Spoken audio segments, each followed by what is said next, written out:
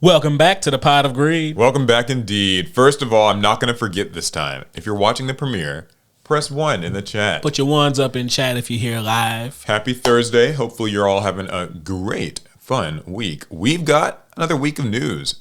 And another game show, actually. This is the third week in a row to talk about one of those. I mean, it's the summertime. We're getting game announcements. We're getting disappointments. We're getting everything. A mix. But not after some Yu-Gi-Oh news, of course. Yeah, let's start off with the Yu-Gi-Ohs. Well, actually, even before that, we start off with a review. What they saying about us? We do have a nice new review. It's our first 2-star review. So, no, it's another 5, thankfully. Okay. If you guys like the podcast, leaving positive reviews or wherever you might listen to it, or likes on YouTube, help a lot, just if you're watching the premiere. We appreciate that. This one comes from Coop's Computer, is the person's name. Coop's Computer. Love from Cleveland gives us 5 stars. They say, hey, I try to watch and listen to a lot of Yu-Gi-Oh! On YouTube and through Yu-Gi-Tubers Discord. And I love the pod because I can't just listen to the audio and I can just listen to the audio and feel like I'm still in the world that I love, involving my hobbies, even when I'm not participating in them. Oh. So awesome. That is the goal. Yeah, I do think long form, like just audio about like a thing that you like can be really fun to listen to, like on a drive. Yeah, that's true. I've really gotten into listening to podcasts because I do a lot of driving. I commute back home, back and forth. Yeah. And just having something I can just listen to for some hours straight is actually nice. Totally agreed. We've gotten a few comments like that, so we're glad that we are able to provide some entertainment. And we are willing and able. Willing and able. That's right. That's like demand in economics. You must be willing and able to buy. Willing and able to buy. Yeah. So I'm always willing. I'm not always able. I'm always able, but I'm not always willing. I don't know what this means. All right, we got to get into the Yu-Gi-Oh news, huh? Yes. Speaking of willing and able. Wait, like just the Yu-Gi-Oh news? Oh, because Yu-Gi-Oh players were always willing and able to like play more Yu-Gi-Oh. Play more Yu-Gi-Oh. Okay, yeah, sure. I didn't know where you were going with that. There's a dark place I could have taken that, but we're not doing that now. I suppose. So I think the best place to start with this is probably around all of these different nationals that are happening. That's true. This past weekend we had a lot of the European national qualifiers. Yeah, so qualifiers. You want to start with one? Any particular one? I think there were, to my knowledge, I know of at least 2. There was the UK nationals. I know that there was the German nationals. Those were the biggest ones. There was, I think there was Lithuania, UK, Germany, Bulgaria, then 1001 regionals. But the biggest by far were the UK and Germany. Okay. So what's happening with that? I heard a little about it. So I'm on a Wago Pro deck where they have a lot of this tournament coverage. Right. So there was the UK national with approximately 1,200 players. The winner was Rob Elam or Elam. He was piloting a Despia deck, which I can't actually see the list, but I heard very toxic things about that list. It's branded Gimmick Puppet is my guess. Sanctifier Dragon summons Gimmick Puppet on your opponent's like standby phase or whatever, and they just can't summon. Rob won over Jessica Robinson, who was piloting Plant Link deck. Plant, of course, yeah. Even though they've like kind of hit Sun Avalon and stuff, I still hear that plants are able to do more than enough in terms of like links. Was you using any Ragnarika? Unsurprisingly, there is an entire Ragnarika package in this deck. Okay. A lot of cards you expect to see. You see the Sunseed cards, the Ragnarika cards. There's Aromage cards in here. Yeah, so it's Therian cards. So it's like a plant pile. Yes. Plant link pile. Of course, Rika here too. I did not catch the finals. I did hear though that it was a little toxic in the sense that basically I think game 1 was like a gimmick lock. Game 2, like, she got to go first and just, link spam out and like, just won.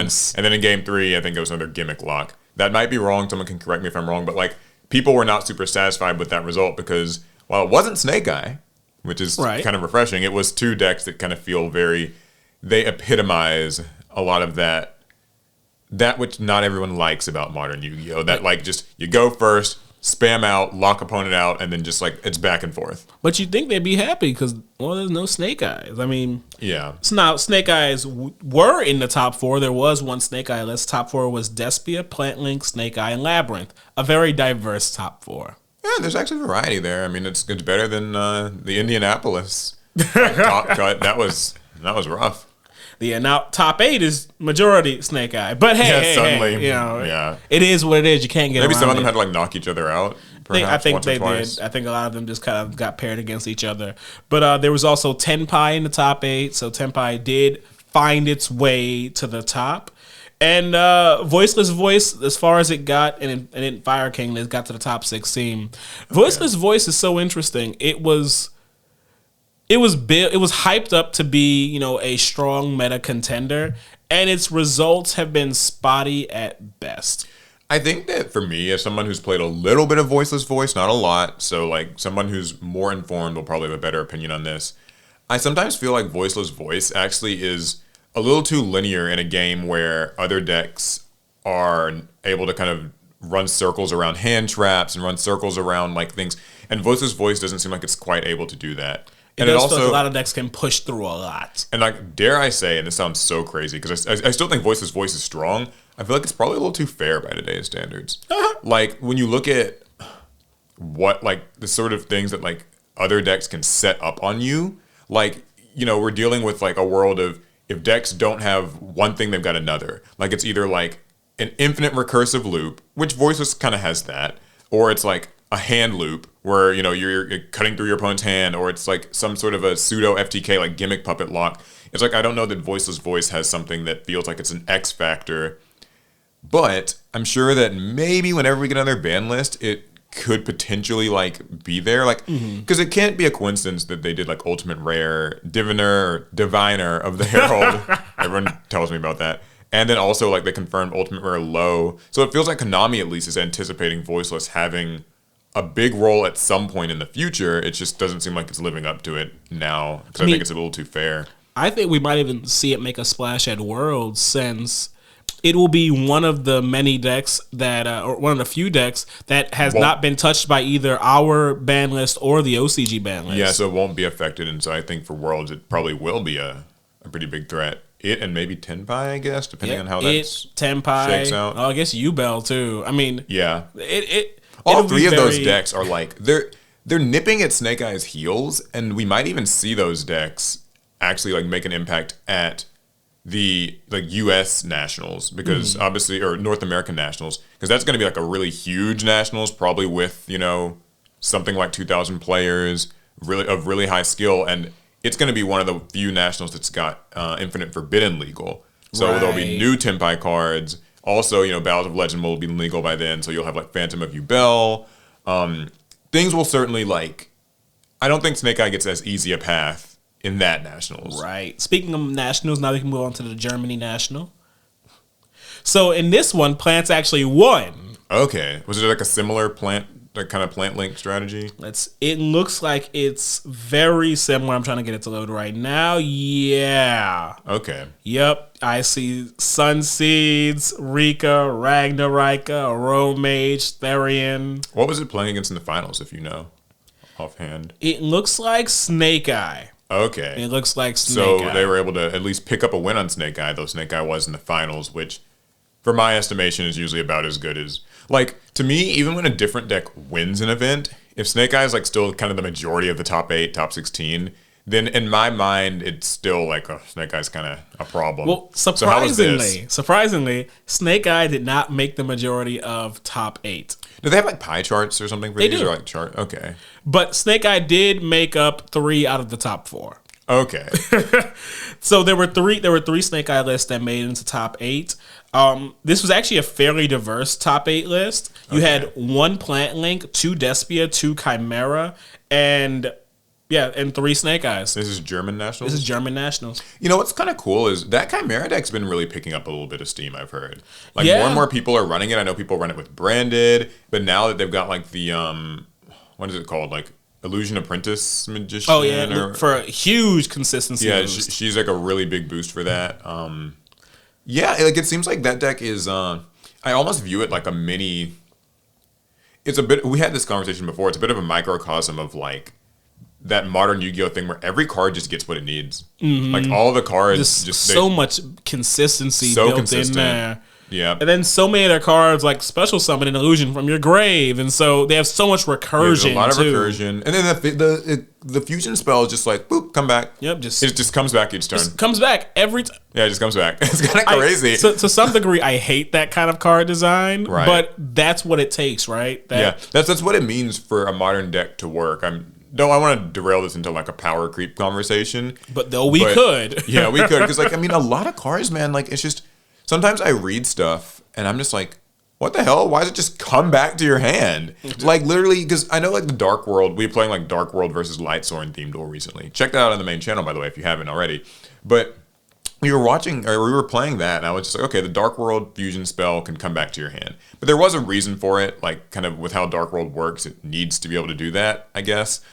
But then I like read it, Chimera Fusion, I'm just like, oh yeah, you just fuse and then just return it. Yeah, it just says and then like set it again, and it's like, and every turn, I don't know, you can use both effects in the same turn. You can see how in a stronger, like, Chimera and like Illusion is kind of a stronger deck, I'd say, overall than maybe what Dark World is. Dark World's kind of more of like a one-trick thing. And you can see where just recycling cards like that has become the norm in so many of these decks. I mean, you can tell because a lot of our decks nowadays, outside of like the crazy combos like Rika and stuff, these decks are looking very like pure-ish. Like, yeah, they're pretty lots of 3-ofs. When you can play a lot out of your deck's main engine, and a lot of times you just fill that with hand traps, and that's all you need. Right, yeah. So, of course, techs help, but that's just the way modern Yu-Gi-Oh! Is going right now. You can play combo piles, you can play engine soup, or you can just play Konami designed. Yeah, the Konami design stuff is very powerful. It's recursive, it's strong, it kind of cheats. Anyway, okay, so any other notable things about the Germany Nationals? So other interesting decks that maybe... I mean, that's really it. I mean, Tenpai did creep into top 16 with 3 entries. Unchained was there. No Yubel, at least not in the top 16.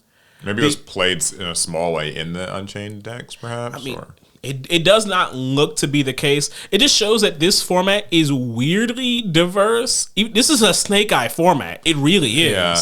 It's just at different events, you just see different decks perform better. You know what I think it probably is? Maybe this is kind of just a hunch, but like it tends to happen this way a lot in Yu-Gi-Oh! Is like at a YCS like Indianapolis, Snake Eye was very, very dominant, but the metagame is fluid and it's like a moving target. Yeah. And so I think a lot of people probably went into these nationals with decks that were very specifically like teched out, perhaps to like handle Snake Eye. And so maybe that's why you see a little bit less of the Snake Eye conversion rate.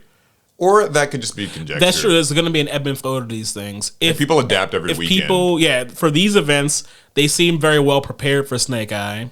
And maybe the Snake Eye players weren't prepared for to be assaulted by so many diverse types of decks. But we've seen what happens. Snake Eye will then shift back at somebody else's event and just take all the spots. Yeah, and like still, even at these, the majority of the top spots, as you like pan it out more, tends to still be Snake Eye. Be Snake Eye. I mean, that's at the end of the day. So you mentioned Lithuania and Lithuania and Bulgaria. Their tournaments are so much smaller. Are they? Okay. So I know that those tournaments tend to be like... This is the Bulgarian National Championship. Yeah. Approximately 150 players. Okay. So... I mean, I guess it's like a smaller country. It's like, it's like, but, for us, that's like a regional, right? Yeah. Well, a small regional, depending on who you ask. In Lithuania, this is not an approximate number. This is the exact number. 57. 57 players. 57. Wow.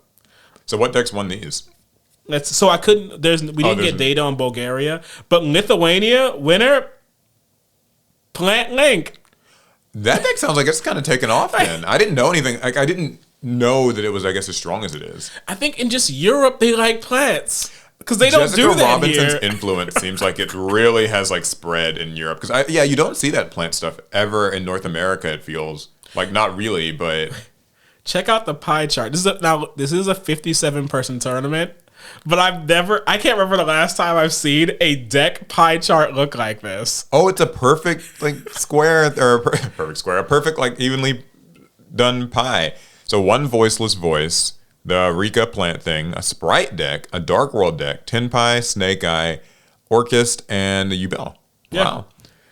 Just while it's a small tournament, that diversity, you can't beat that. Yeah, that's diversity. I mean, maybe things aren't as bad as they seem. Like, maybe it's not just Snake Eye Tier 0 in all cases. Yeah, the smaller your tournament, the less Snake Eyes you'll see. We laugh about that, but, maybe it's... You know how we always talk about, Snake Eye does well at these super big events, but at the local level, it's not as much of a menace because, like, not as many people have it, or... Like, is Snake Eye dominating your locals necessarily? Right.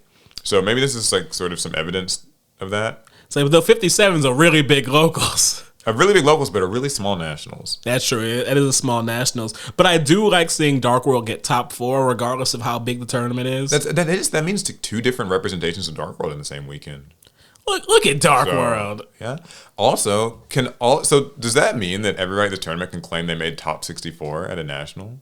Yes, they can. There are 57 players, so if you played, you got top 64. Hey, big deal. It's an easy top, y'all. Yeah, so I mean, hey, that's cool. So maybe next season we make our way to Lithuania. Yeah, and get an easy one. Well, probably not an easy one. I'm sure these players are very good. Yeah, we get clapped down to the bottom to 65. Yeah, 66. We somehow get 65th place and 66th place at a 57-person event, just so they can't even let us have that. Okay. Well, is that all for the nationals, I guess? Yeah, that's all. Everything else was really just regionals, and they're so diverse, those regionals. We talking all day. Okay, well, that's cool. A reminder for everybody that Terminal Revenge is releasing this week.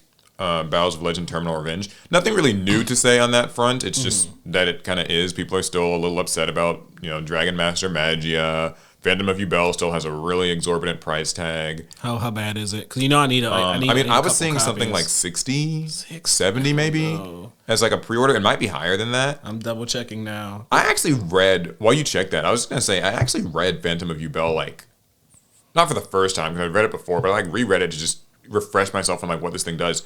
That card's kind of nuts. Like, it's actually kind of nuts. To me, the way I look at Phantom of Yubel, it kind of circumvents the few. You didn't have to jump through a lot of hoops in the Yubel strategy. Phantom of Yubel says you can do even less and it will work better.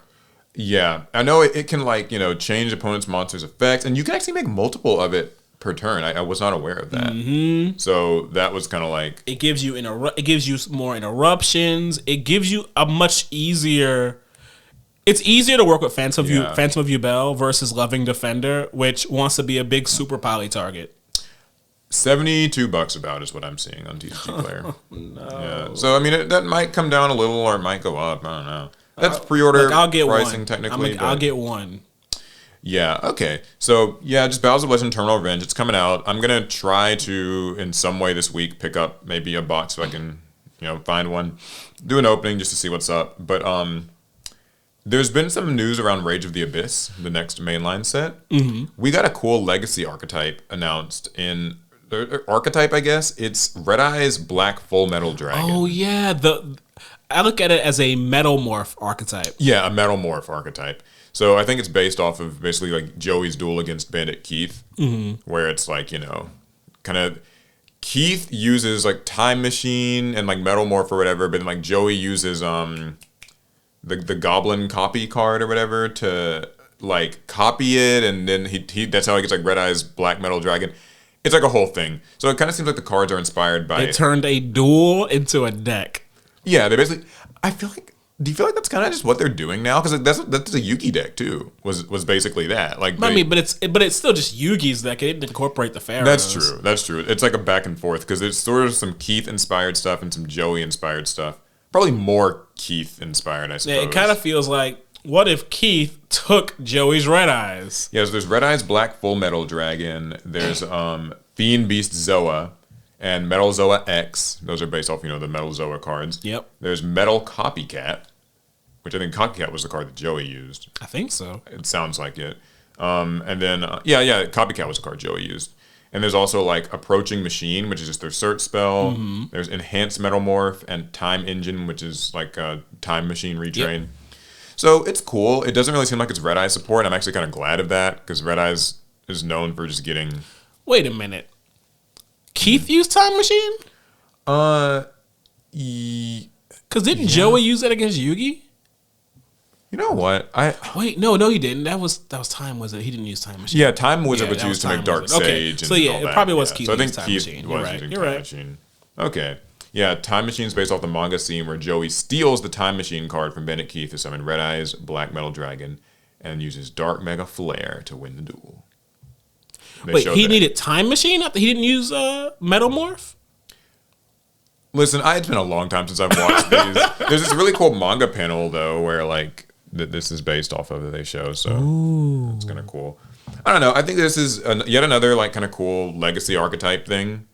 It's more DM, which I know, like, not everybody loves, but, oh, okay, one more thing. But Konami knows DM sells. The artwork of the recently revealed approaching machine is based on the manga scene where Bandit Keith uses Stop Defense to change the battle position of Axe Raider and attacks with Metal Zoa. This scene perfectly aligns with the new card's effect, where it, like, adds a monster that mentions Metalmorph, changes opponent's defense position monster to attack position. So I was wondering why it did that. I was like, that's a random effect. Yeah, so just some kind of cool, neat things. Also, there were other Rage of the Abyss announcements. I won't go into as much detail on them, but just that there's like a new sort of archetype or a retrain of that card, Turu Purun. Yeah, I saw that. It's now called Turu Puru Purun. Nice. So, old vanilla card kind of gets a neat retrain. I don't know. And also a new Morganite card. End Exalting Morganite. Mm-hmm. So you guys might remember that like last year, and I think Cyberstorm Access was when we got Time Tearing Morganite, where like you extra draw and an extra normal summon. Draw and extra normal summon in exchange for you can't activate being able to use cards in hand or whatever. Yeah, monsters in hand. This one's a little different. You can't activate monsters in the hand, but each of your monsters can make up to 2 attacks in each battle phase, and they deal double battle damage. And most importantly, actually, you can banish it from your graveyard to add any one Morganite card from deck to hand, and then place a card from your hand at the bottom of the deck. So End Exalting Morganite can search for a Time Tearing Morganite. Which arguably is the better of the Morganites, but you know, getting both of those effects completely changes the duel for you. It's a neat new card direction that Konami's kind of taking with these. Like these dual long buffs that you get at a cost. That's kind of cool. And then once they resolve, it's just that. Yeah, once they resolve, like it's a dual long buff. It can't be. It just affects the player for the rest of the duel. Also, did you have a thought? It looked like you had a. I was just thinking about how I could use it in Amazonas. Amazonas wouldn't mind that card. Amazonas, Warrock, they have effects in hand. Warrock. Do Warrocks don't have too many effects in hand? I feel because they're more battle phase. But I thought they activated in the hand during the battle phase. Those are on the field. No, they're on the field. Oh, too. Okay, never mind. One cool thing with this is that because like most people would probably agree that Time Tearing Morganite's the better card because like raw card advantage is obviously like a better thing, but you can now use like Foolish Burial Goods to pitch this to the grave and then search for your Time Tearing Morganite. Oh yeah. So in theory, if you're willing to like invest that space and stuff, it can make a Morganite deck more consistent. So. Like that could be a fun way of running one of the lower power decks. Right. I think like there's something to be had about these sorts of strategies. Like it's still slower and it kind of affects your deck building a bit because if you're running all this stuff, then you're not going to be able to run hand traps in said deck. No, which you wouldn't want to. Yeah, you probably wouldn't. Okay, next bit of news is pretty exciting because it's 3 new themes for the OCG deck build pack. Yeah. So you guys might remember Crossover Breakers is the name of the next deck build pack. Weird name, but I'll take it. Well, we do have 3 new themes. They are based on, take 3 guesses. Machines. Waifu. Dragons. Woo! Yeah. Yu-Gi-Oh's specialty. So there's the Ryziol monsters. That's the kind of machine-looking guy. It's Xyz monsters that unleash energy made of shining light, burning flames, and booming thunder. That's kind of just the I wonder if those that we get. 3 like things will have like will matter. Like, will there be like thunder monsters? Will there be like fire monsters and light monsters? I don't know. It looks like it's very kind of it's a mecha inspired thing. For a change, I won't say it looks like a Gundam because it doesn't. It looks like how would you describe that? I know you maybe know more. It's in that super robot I don't know era somewhere. The next one is Malice, which is seize control of the mysterious digital universe using all sorts of codes. which makes me think, I guess this might be like a Cyberse thing. It certainly sounds Cyberse, but with this kind of Alice in Wonderland aesthetic. Yeah, I saw everybody was saying it seems like it's Alice in Wonderland inspired. The malice is like this upside down kind of A symbol. Yeah, it's an upside down alpha. And so, and I think the card itself is called like Malice, like Queen of Hearts or Q of Hearts. Right. So I think that like lore wise, that's Alice from Alice in Wonderland. But instead of being, the protagonist, she's the Queen of Hearts. And then finally there's Longua. A high-level theme based around ascending to become dragons and centered around 3 dragons vying for supremacy. This is interesting because while they do seem like they're saying like they're ascending to become dragons, so like maybe the lower level forms or something aren't actually dragons yet. Yeah, it might be something becoming a dragon. When I look at the design of this monster, it kind of seems worm to me. Like maybe it could be a worm monster or maybe like a illusion monster even. I mean, I do see these like symbols on its arms that look like the eye for most of the illusion monsters. Yeah, so I don't know that. And so that's all we really get to know. Like right now we haven't actually gotten cards yet. We might have gotten cards by the time you guys see this podcast. So fingers crossed. If so, then you guys can sort of form your opinions on that. But we will be seeing what those things are pretty soon. Either way, I think it's exciting, even if it is just the Dragon Machine waifu trilogy or trinity. But it's a trinity that works. It works, yeah. Like this, because we say it in this jaded way, but like, who doesn't like machines? Who doesn't like waifu? Who doesn't like dragons? Like that's usually if you don't like one of them, you like one of the other two. There's something in there that pretty much everyone will speak to. Offhand, if you had to pick one that's your favorite so far, like what are you playing? Just based on these brief descriptions and just these monster images. So for me, it's like a process of elimination. The deck builder sets have already done everything I really needed them to do. So I will say no on dragons. Then I say I'm actually kind of tired of all my like machine Xyz decks. So I'll actually say no, and I'm gonna pick the waifus this time. Okay, the Malice. I was gonna say that that also seemed like what I would probably pick. As long as it's not just cyber spam special summon, like if like another math mech or another adding Nister code talker thing, which I'm guessing it's not. But I will suspend judgment in case I can run the machine guys with Spriggans. If I can do that, then I'm back to machines. Yeah, that, and I know I tend to, when I look back on these deck builder sets, I tend to always gravitate towards the Xyz archetypes in the end. So like usually I do. So I like Rika, I like the Exo Sisters, things like that. So not always, but sometimes. Okay, and I think there's one other cool thing I saw. These OCG booster pack pillows. Oh, yeah. So, yeah, in the OCG, they're releasing, like, kind of these... I don't know how large these pillows are. They look like they could be body pillow size. They look large enough. A little smaller. And the pillow itself, I'll have an image on screen, is, like, looks like a booster pack. Yeah, just a booster pack pillow. There's Duelist Nexus, Duelist Genesis, the Lost Millennium, and... was that Elemental Energy, and then this is Expert Edition, which I think was an OCG exclusive. Yeah, it's one of theirs. But like really cool. Oh, okay, those are quite large. Yeah, there's a picture of this woman holding it up. So they're not like body pillow size. They're like a half size body pillow, sort of. Yeah, that's fair. This is so. I want one. Me too. You know which one I want? I want that one. I want that. Of course, you want the Lost Millennium. Hey, no, that's cool. You know what? These would be great for sneak peeks. Like, like there's like the sneak premieres or whatever, and like it's like a new set, right?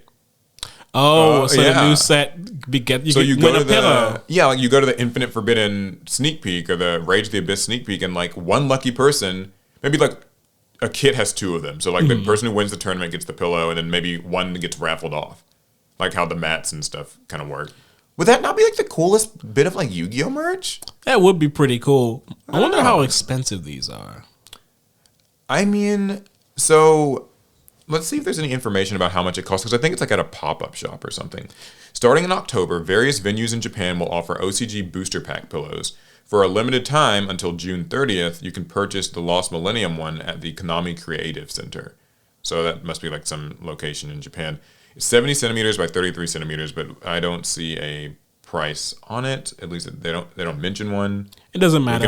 I'll get it one way or another. So awesome. Cool. I think that's... I'm going to sleep with the ancient gear golem.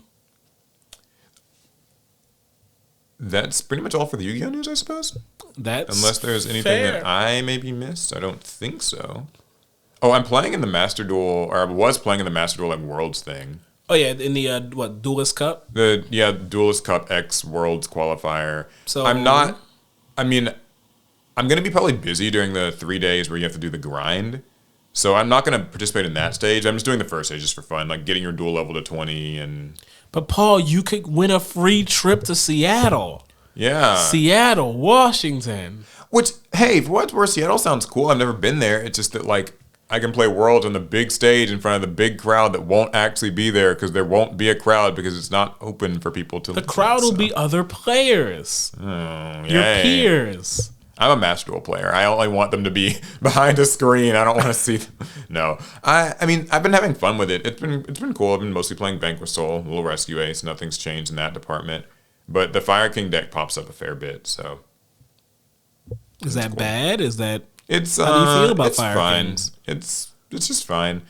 I know people are, like, really dooming about, like, you know, Fire King Snake Eye. I guess I haven't encountered it enough for it to piss me off yet. Like, the 2 or 3 times I've faced it, one time went, like, terribly downhill and I got killed by it. The other time, I was able to just shut it down fine. And then... So, I don't know. It doesn't feel too bad.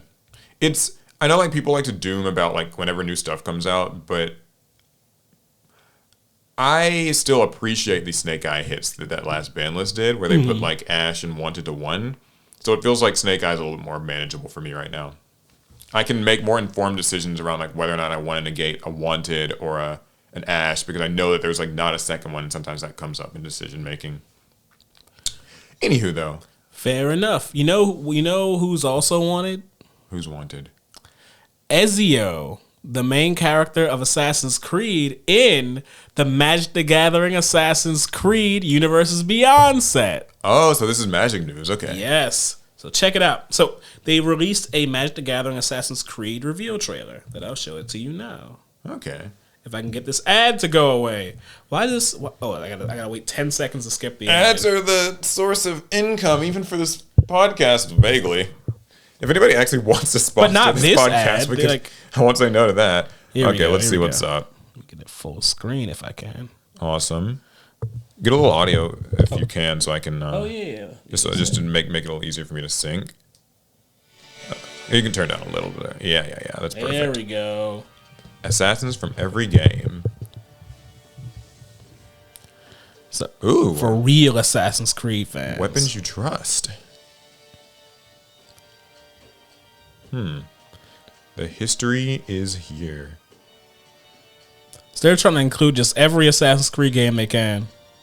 So they're pulling from each of them. I don't know. I mean, I know that each one was like based in different places, but I wasn't really sure. I've seen characters from Syndicate, from... Oh yeah, the Animus. That's what it was called. You were going in the Animus, and that's kind of how you relived those old, like the lives of people. You didn't play? I mean, you play Black Flag and stuff, right? Yeah, but I have no idea what you're talking about. The Animus was like, I think, the system that like you were a modern day person and you entered the Animus to then like take on the life of those old assassins. Yeah. Never show your hand. Available July 5th. Universes Beyond Magic the Gathering. Cool. You know, Chris was saying that he's really like, he's a big Assassin's Creed fan, so I know he was looking forward to this collab. I think Larry was looking forward to the collab. I know like people have mixed thoughts on the Universes Beyond collabs. Very mixed, Like I was speaking to some Magic players when we were in Portland visiting the professor to do Shuffle Up and Play, which you can watch on his channel, but not before you finish this podcast. Yeah, after. And we went to a bunch of different shops there, and I was just talking to people about like, what do you think of Universes Beyond? Like, what are your thoughts on these? The Universes Beyond. What's the other one? Secret Layers. Yeah, Secret Layers. Kind of more isolated ones. Yeah, Secret Layers are made to order. Yeah, limited release. Either way, though, I kind of got the impression that a lot of people aren't super big fans of these Universes Beyond things. They feel it sort of dilutes some of the purity of Magic the Gathering in favor of like extra gimmicks and just too many crossovers, and it kind of loses some of its identity. But I'll be honest, I think that they hit their best when it's crossovers that feel like they could almost be in Magic. When it doesn't feel too foreign to their world. Like, these assassins, assassins exist in the MTG lore already, so it doesn't feel it's like a historical that thing. Yeah, like it feels like Assassin's Creed could kind of be in a medieval setting, and like it's been in a lot of different settings, and so I think in terms of flavor, it feels like it's a good fit for Magic. Same like how like Lord of the Rings was a really good fit. Very medieval fantasy. It fits. Now, Street Fighter. Yeah. Meanwhile, like because Street Fighter was like a Secret Layers, right? Yeah, Street Fighter, it just almost feels like, okay, it's very Fortnite-y. Like, we're kind of throwing in... Fortnite, as we found out, is also in Magic the Gathering and from another secret layer. So bizarre. And even, like, the My Little Pony ones and stuff, like, there's just... Some of that stuff feels, like, odd. And the Hatsune Miku secret layers, those have been going on. Anything can be in Magic the Gathering. That's just how it's supposed to be now. It's cool because it's, like, kind of inclusive and fun, and I think that in a business sense, it makes a lot of sense. Like, you can pull attention that way. Yep. Right? Like, I know you're like playing Gundam, the Gundam collab in Call of Duty. Yep. And like, you don't normally play Call of Duty. I do not. But like, anyway, you don't normally really play Call of Duty, but like, you really like Gundam, and so you're gonna, even if only temporarily, play and like get this I get the Gundam skins, stuff. Get the weapons. And then there's like the slightest chance that you keep playing Call of Duty and you kind of like it and it becomes one of your games, I just don't like the voice chat and never will. Yeah, I know Call of Duty voice chat is, it hasn't improved really a whole bunch. No, it feels like since Xbox Live started that's where Call of Duty voice chat stopped. Way back in 2000. Yeah, people never grew up from there. That 8, 7, somewhere. So just to bring it back to Magic, Marvel's I think the next big one after this, right after Assassin's Creed. Is Marvel next or is Final Fantasy next? No, I think Final Fantasy and Marvel are both happening at some point. I don't know if one's happening this year or next. Like, it wouldn't surprise me if their Universes Beyond schedule. Oh, they have one of those? Someone's keeping it. Interesting, because what I was going to ask, just while you're looking that up, is how you feel, because we're talking about like Assassin's Creed kind of feels like it fits the Magic mythos a bit, and it sort of feels like Lord of the Rings is a good fit. Marvel, does Marvel like comics specifically feel like it? Because I agree, definitely not. I feel like Marvel, that seems strictly like it's just we want crossover material and like to pull comic fans, but I just don't see where the magic and the aesthetic. It's just money. It's just money. It's just a money and marketing thing. I don't think it doesn't fit. But that being said, I mean, it'll probably be cool. Oh, did you find anything? No, not yet. I'm just. I guess they don't really have set dates. Far. There's probably a listener who knows. Because we do know that it is happening in 2025. I just can't find a. Not like there's no concrete dates just yet. Oh, here we go. Nope, no concrete dates. I saw for Final Fantasy it will be released in 2025. That's what I saw for that. And as for Marvel, it seems I got TBA on Marvel. TBA, okay. Like, it says Final Fantasy has like second quarter 2025. Okay, that's Marvel's just Marvel. TBA. I got TBA. Okay, not to be confused with the TVA. That's also in Marvel from Loki. That might end up in. Oh no! This Marvel Universes Beyond collaboration is comics focused, not MCU focused. There is a difference, just like how the Lord of the Rings Universes Beyond was focused on the novels and not the movies. Right. Okay, well, I guess that's cool Magic news. I won't be really into the Assassin's Creed set because I didn't play enough Assassin's Creed myself to really be tied to it like that. Hey, heard you say a little bit of lore there. Yeah, I remember I've played the games. You said the Atticus. I will be playing the Final Fantasy collab, the Animus. Yeah, but I'll do the Final Fantasy collab 100%. And whenever they announce that Harry Potter collab, I will be there no matter what. As Paul speaks it into existence. Yeah, you can hate me all you want for liking Harry Potter, but if you do a Harry Potter collab, tell you what, I'll be there. So, any other card game stories? So, I do have one more trading card game story. What you got? This is Pokemon TCG related, and it's a bit of a controversy. Oh. Pokemon TCG illustration contest battles AI art. So, no. The Pokemon TCG community is calling out the contest judges for not spotting AI. The Pokemon illustration contest returned for 2024, giving fans a chance to have their art featured on a trading card. And as we know, the Pokemon TCGs got like a lot of just very art. diverse art styles. So apparently this is a thing that they do every year. I wasn't entirely aware, but I guess I could have guessed. The guidelines state that the submissions must be for standard cards, not full art, for example, and show a Pokemon in a dynamic pose, maybe that was inspired by an attack or an ability. One of the rules states that artwork must be original, but that didn't stop many possible AI images from sneaking into the top 300, enraging Pokemon fans all over the internet. So on Twitter, or X, they announced the top 300 quarterfinalists that had been selected, and there was a link to all of the, quote, glorious artwork that was shared, and it allowed users to scroll through all the art categorized by Pokemon type. I did see some people posting like their art submissions, like they didn't, like, I didn't win, but check out my artwork. Upon closer inspection, though, many started to grow suspicious that many of the submissions were AI generated. One user pointed out that many users were blatantly breaking the contest guidelines by submitting multiple artwork under different names and also using AI art, which of course uses existing artwork as inspiration for generating images. They showed some of the suspicious entries, noting that they were able to search for Vaporeon swimming and other terms and find similar existing images almost instantly. Here's a quote. "This is really ridiculous how they think putting AI trash like it's art while having real artists put blood, sweat, and tears into their work just to get overshadowed with AI, SMH." This is like an angry fan on Twitter. Right. I did see like one example of a person using different variations of their name to enter. There was this guy, Vegan K, or Vigen, like Vigenk. Okay. Vigen K, and then Vigen Kakadorian, and then Vigo K, and then Vigo Kakadorian. So just wow. They weren't even really trying. Yeah, it's like John Smith, John S, J Smith, J S, like just different. John with an H, John without an H. Yeah. Another TCG player said, this is like a message to the Pokemon company, please reconsider all the AI image entries. They're not art. You will send such a loud message by disqualifying them and replacing them with art from true artists that had a chance, stolen from them by people that cheated and broke the rules. And so the complaints are continuing to pour in. Pokemon players saying that they're disgusted by the amount of AI art that slipped by, and they demand the Pokemon company do better. Yeah, this is a pretty big deal.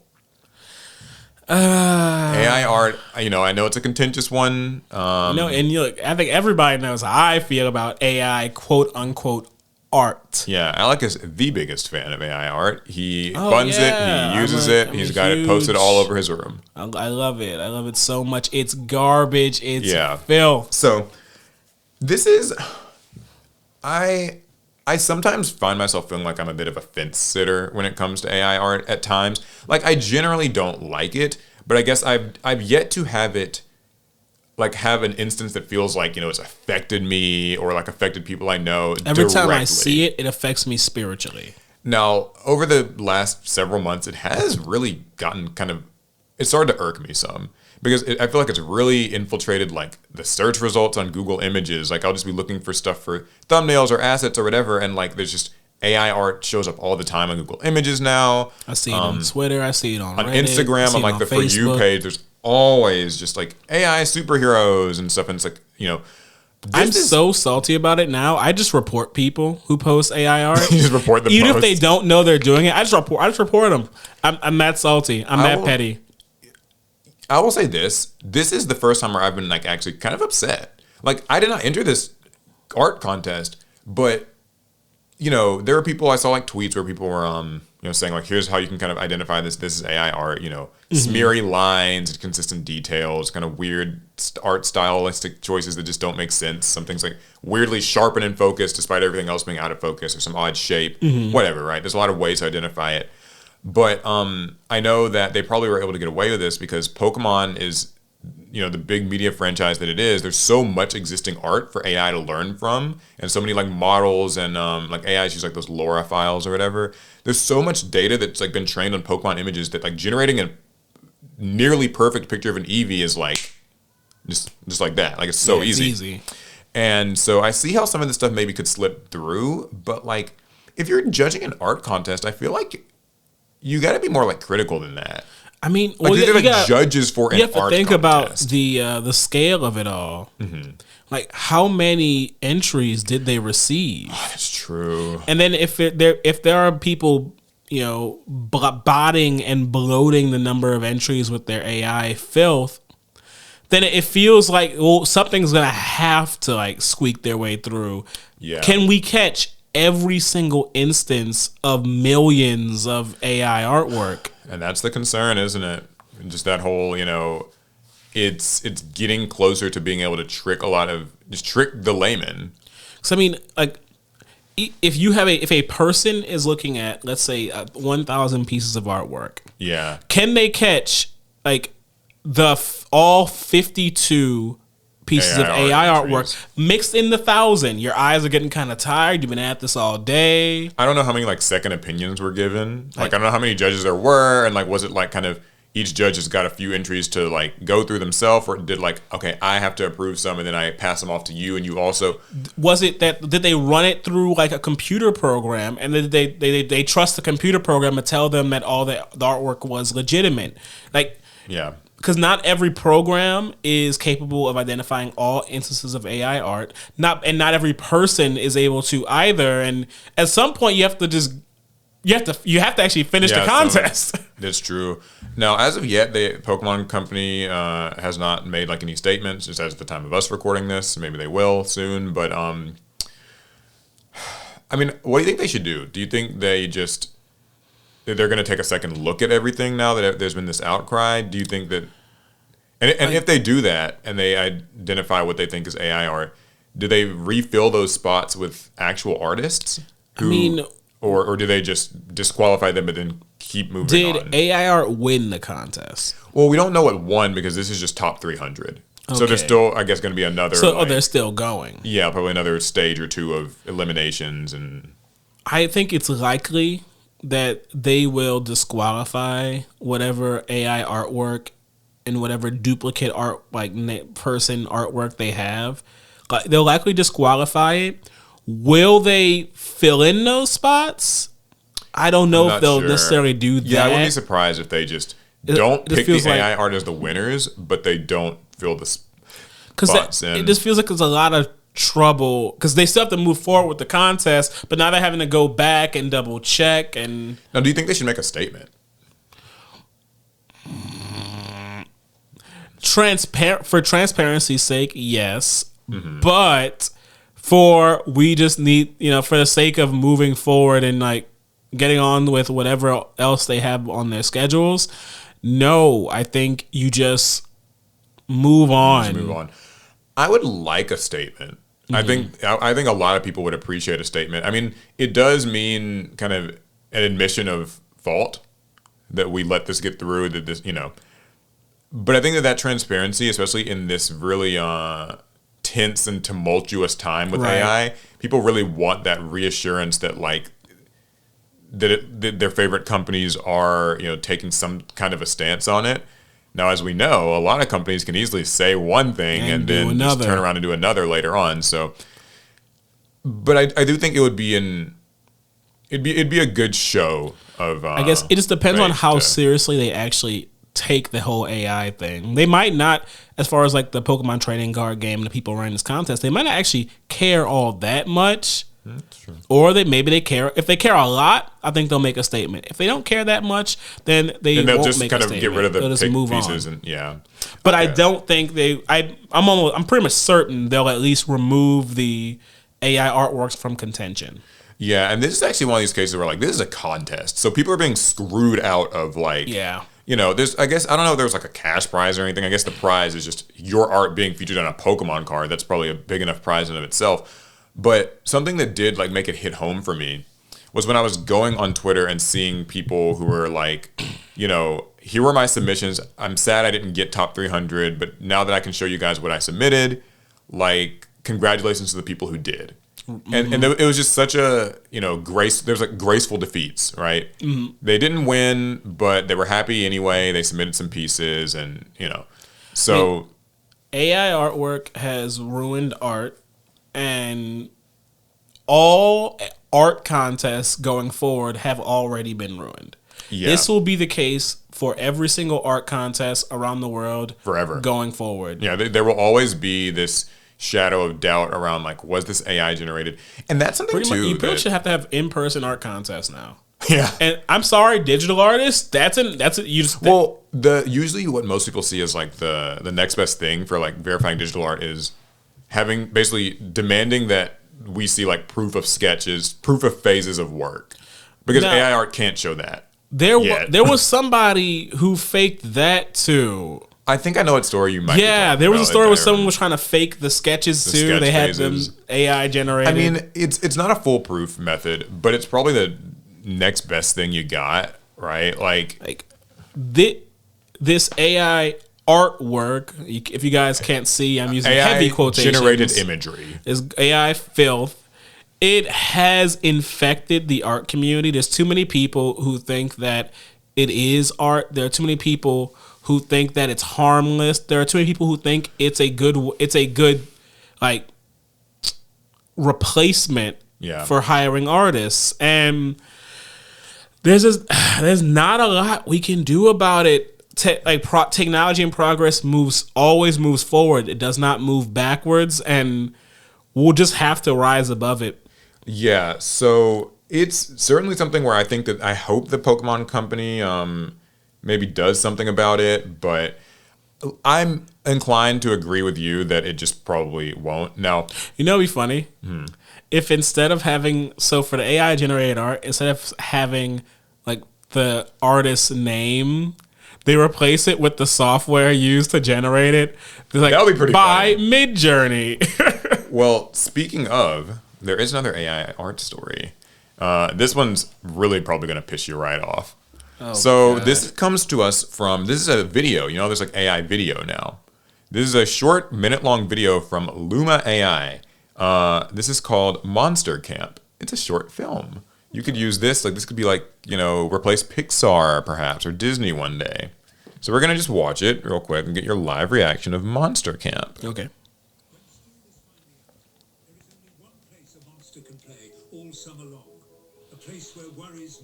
Is the voice AI generated? The voice is a human voice. Okay.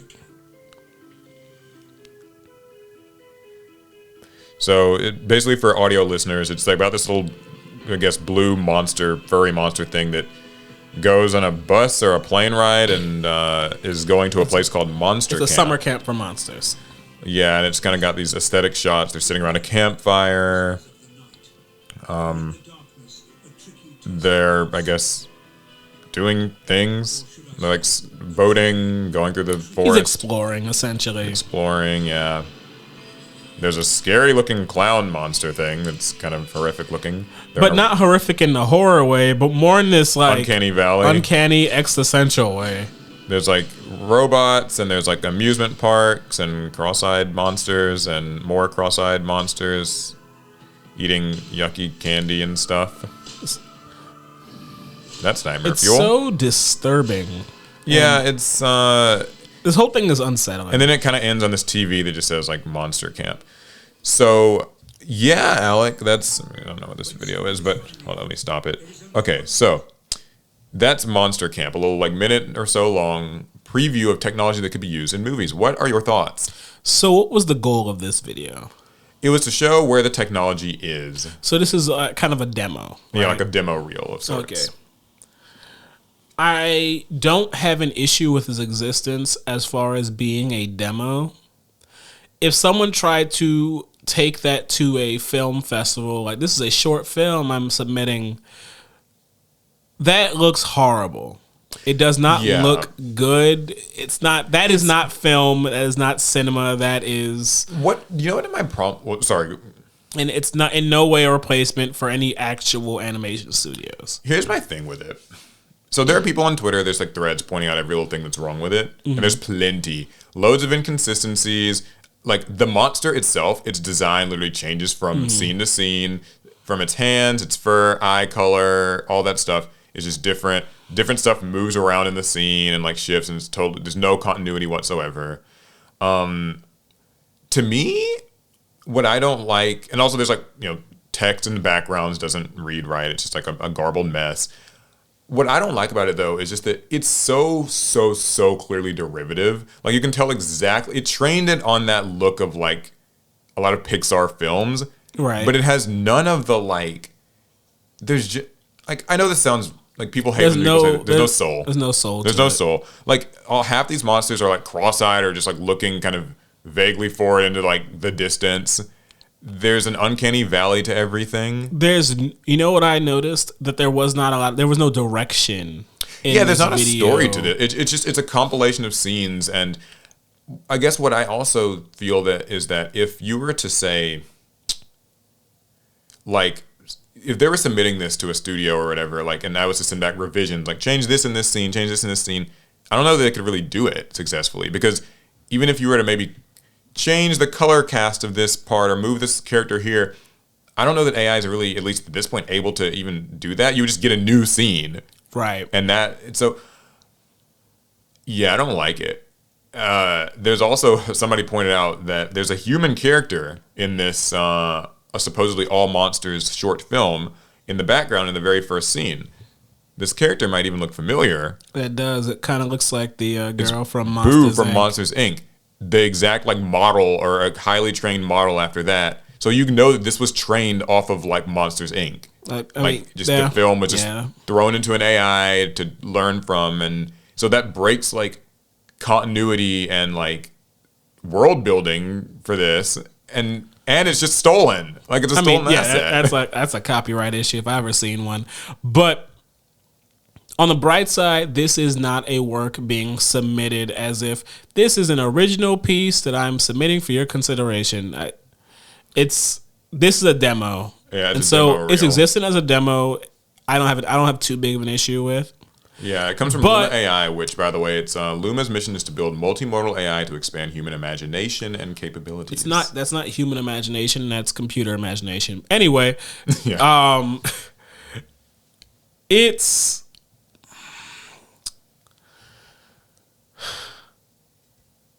I mean, it's filth, right? I don't love it.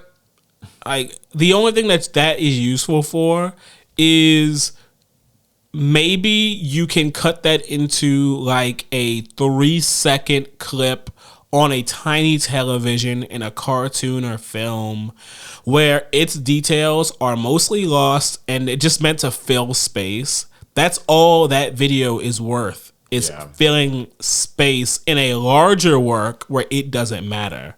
Right now, AI is incapable of making a film, a movie, a TV show that means anything. Yeah, I know people argue that I guess like this is like I could be creative and make my own like thing with.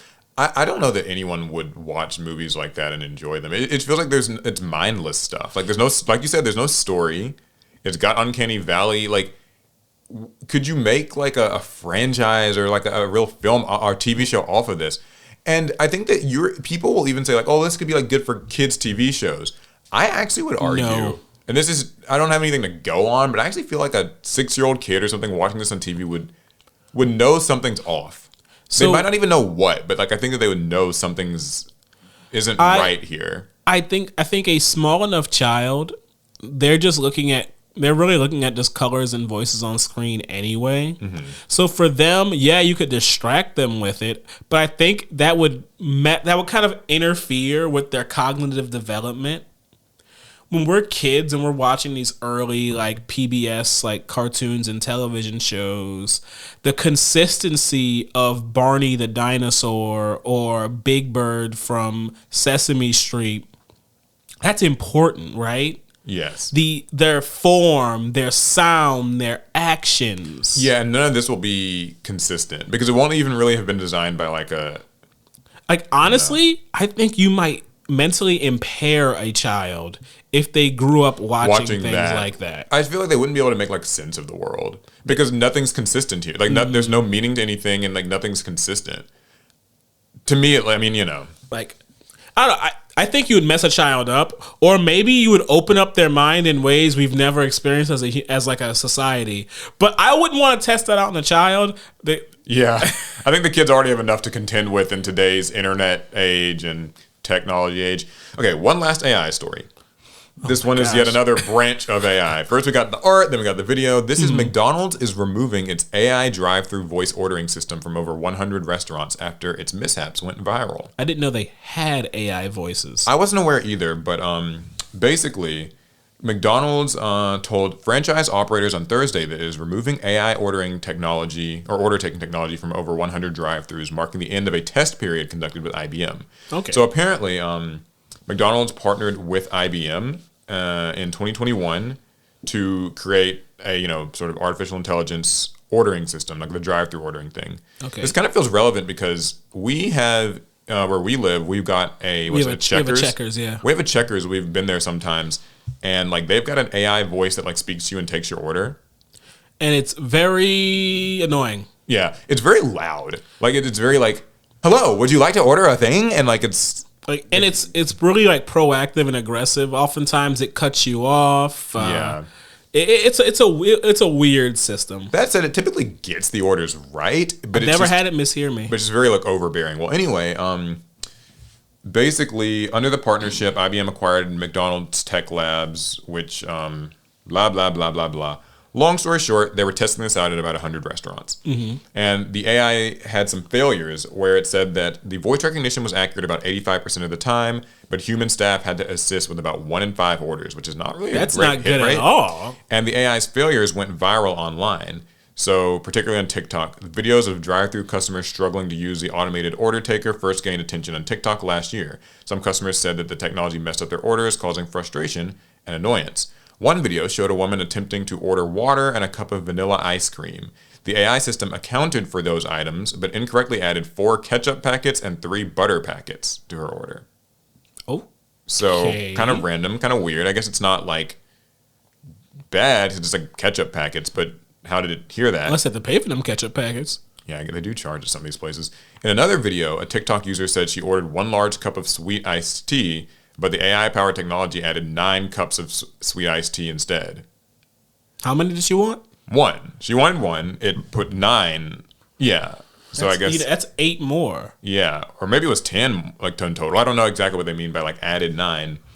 So, although McDonald's partnership with IBM on automated order taker has ended, the food company said it would continue to explore how technology can improve its workflow. So they're going to maybe be working on other projects, but this, as of now, has been retired.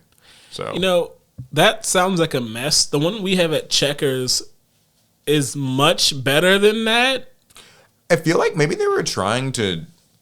I guess there's like different ways that you could probably handle AI order taking. Like sometimes it might be trying to like just listen to your voice and match it to a known set of things, whereas maybe this was doing something a little different. Like maybe it was like listening to your voice, but. Like there's just different ways. It's hard to put it into words, but like there's like different ways it can maybe try to interpret what you're saying. One might be just trying to match it to existing things, like a commonly said word, whereas other times it might be trying to take the entire thing and like translate it itself. Like it's, if that makes any sense.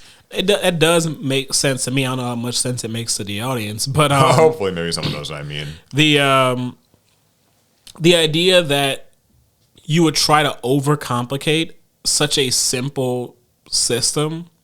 People just have food that they want. Mm-hmm. They need to communicate that to the restaurant, and then the food they want needs to come out. Yeah. I don't think there's a lot of room for AI there. But we all know what this really is. They just want to not hire someone to take orders. Like they don't want a human being, like that's one position that they feel is unnecessary or could potentially become unnecessary. If we don't have to have somebody who has the headset on and they're just taking drive-through orders, then we don't have to pay that human being because the AI thing can do it for them. I think the best I can say is I like the self-order kiosks inside of a lot of these restaurants where it's like the big screen and you kind of tap to do your order. Like those are fine. But I don't always want to walk in the restaurant. Yeah, but if I'm doing the drive-through, maybe they wouldn't. I guess they could. I'm not trying to think of ideas for them to get rid of jobs, but I guess can they just have the touchscreen at the drive-through? I don't know. You ever seen an old person one of those? Oh, you're right. Yeah, they still need the say it aloud kind of element. Because I don't know. I don't know what it's like to be that old, but for some reason their brains just shut down when they see those giant touchscreens. They're just like, yeah. I mean, some people, yeah, I don't know. But I agree with you. I don't really think that having the AI take the order feels like I get the basic efficiency explanation of it, right? Like it's just we don't have to have a human here. The AI can do it. But I feel like if you're having to have a human step in in like 20% of the orders. It just sounds like it's overcomplicated. There should be a very simple algorithm that you can use here. Yeah. So that was just kind of an interesting AI story. Not as like frustrating as the past two, but still like, you know. I imagine somebody was frustrated with McDonald's and their AI. Yeah. So just kind of a thing. That's all the AI stories I've got. I know people love them. But speaking of food, I have a food story. Do you? Yeah. Just randomly. So, you remember Subway's footlong cookie? I do. Well, now Subway's expanding its menu with more footlong snacks because... Footlong snacks sound so gross to me. What do they have? This is the most American thing I've ever... Okay, so... Subway's footlong cookies were so popular, they had a shortage. I didn't know this. Really? Okay. Now the chain is hoping to replicate that success with savory new companions. Beginning Tuesday, 3 new 12-inch long editions are arriving called Dippers. They use Subway's flatbread rolled up with pepperoni and cheese, chicken and cheese or double cheese, and served hot. The $3 roll-ups are part of its Sidekicks menu. Foot-long Sidekicks. Adding to its successful lineup of giant cookies, churros, and soft pretzels. I didn't know they had soft pretzels and churros. Yeah, well, churros, I think, were already there because there was the cookie and the churro. Because at our local Subway, I see the churro sometimes on the menu. So yeah, now you can try out their Sidekick Dippers. They are foot long bread, pepperoni, and cheese snacks. A lot of this sounds sickening to me. So I listen. I think cookies are a great Subway item, like a great kind of side to have with your sandwich. The regular sized cookie. A footlong cookie, that seems so unhealthy and like gross. We're not talking about the footlong cookie. It's already been proven to be a success. Okay, yeah, people apparently like that. But it's been proven to be a success. Proven they like it. So, right, okay, well, but like this is a sandwich spot, right? Yes. So. Why do we have dippers when you already sell footlong sandwiches? I know Subway's had a lot of struggles in recent years, and I think that they're just throwing whatever at the wall. Yeah, clearly. I guess they're... So, with the footlong thing, the whole craze of it, Subway is... It has, like, kind of, I guess, become synonymous with the word footlong. Like, that's kind of become its, like, big marketing thing. Like, a footlong Subway sandwich, or a $5 footlong, which they certainly don't have that anymore. But since like Subway's sort of synonymous with the idea of footlong, I think they decided to double down and just be like, well, let's just make any random thing footlong. Footlong churro, footlong cookie, footlong dipper, footlong pretzel. Get you a footlong drink. Yeah, footlong drink. They'll probably try it next. So I guess that they're just kind of trying to like double down in that. And I get it as a marketing thing. I don't like that it was popular. I hate the fact that they were like, people will eat footlong cookies. And it's like, I mean, maybe like somebody will eat it. Turns out a lot of people we're proving them right. There's a shortage. All right, well, you're going to be buying a footlong dipper? No. Like, if I go to Subway, I'm just going to get a sandwich. And maybe like a regular cookie, though I'll probably just get the chips. I'll probably get chips. I think. Footlong chips? You're going to buy a footlong chip? That's probably next, huh? Yeah, probably what they'll do. I mean, Taco Bell has the giant Cheez-It now that they put inside their quesadillas. Oh, yeah. Yeah. Do you ever feel like we're just, like, maybe we're at this phase, and fast food's kind of always had this, but, like, it seems way more pronounced now, this phase of, like, put big thing in, like, other thing, or, you know what I mean? Like, because there was a time when, obviously, people talk about fast food, particularly in America, is like super size, right? Like, everything's bigger, bigger cups, bigger sandwich. The doctors were like, we got to put a stop to this. Yeah, and so that's already been a thing for a long time. But now it's like, it's almost like spectacle. You know what I mean? Like, it just, how many slices of cheese and bread and whatever can we stack on this? Or can we make the burger this weird color? Or put a giant, just Cheez-It inside of the quesadilla? I mean, there was the Cheetos sandwich at KFC. Yeah. So Subways, maybe they're not really actually all that, you know, they got their footlong other things. It's like, food can be normal. People don't understand that, but food can just be normal. It can. But maybe I eat boringly. Maybe I'm a boring eater. That's on me, I guess. All right, well, I've got one other quick YouTube story before we get into the Nintendo Direct. I was also assuming you might have another story as well. Okay, so YouTube reveals Twitter-like community notes feature. Okay. So you know on Twitter there's like the community notes where like if there's a tweet, people add those little community notes underneath it where it's like kind of it corrects it or usually they say this is AI. Yeah, it'll be like this is AI or this is false or this is like outdated or someone's presenting like a trailer as a new thing, but it's actually like someone just took something, whatever. Mm-hmm. Well, YouTube has revealed a new way to add context to videos on its platform. It looks a lot like X's community notes. So community notes came in March 2021 on Twitter where users could add context to viral tweets, with many notes being used to alert others about false information. One person can write a note and then others vote it as helpful or not helpful, which determines whether or not it gets displayed under the post. On June 17th, 2024, YouTube announced an experimental feature similar to community notes where users can add context to videos even if it's not their own video. So we're testing an experimental feature to blah, blah, blah, blah, blah, blah, blah. Great. So you can include notes to clarify when a song is meant to be parody, for instance, or point out when a new version of a product being reviewed is available. So like maybe you watch a review for something and like a slightly newer version has come out now, so that kind of makes this video outdated. The video's outdated. Okay. But there's sort of a community note to make it known because someone might watch that and not know, and so I feel bad for the YouTuber in that situation. It's like YouTube is actively telling people to get away from my own videos. My video's not worth watching. Or let viewers know when older footage is mistakenly portrayed as a current event, because that happens a lot when covering news, especially like kind of international news about like or violence, terrorism, or whatever, and like there'll be like footage of like a bombing in such and such area, but it's actually like from 10 years ago or something. Yeah, I've it's seen being that. shown as new. So YouTube's overall setup for notes is almost the same as Twitter's community notes. One person writes down the initial context, others vote between helpful, somewhat helpful, or unhelpful.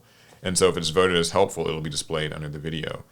The company made it clear that they anticipate that there will be mistakes in notes, but said that such mistakes are how they'll learn from the experiment during its initial rollout. So only a handful of people are going to have it for now, but it will, of course, be expanded if it's successful. I hope I don't get it. Y'all can't trust me for nothing. What do we think about this? Like, you think this will be helpful, just a good thing overall?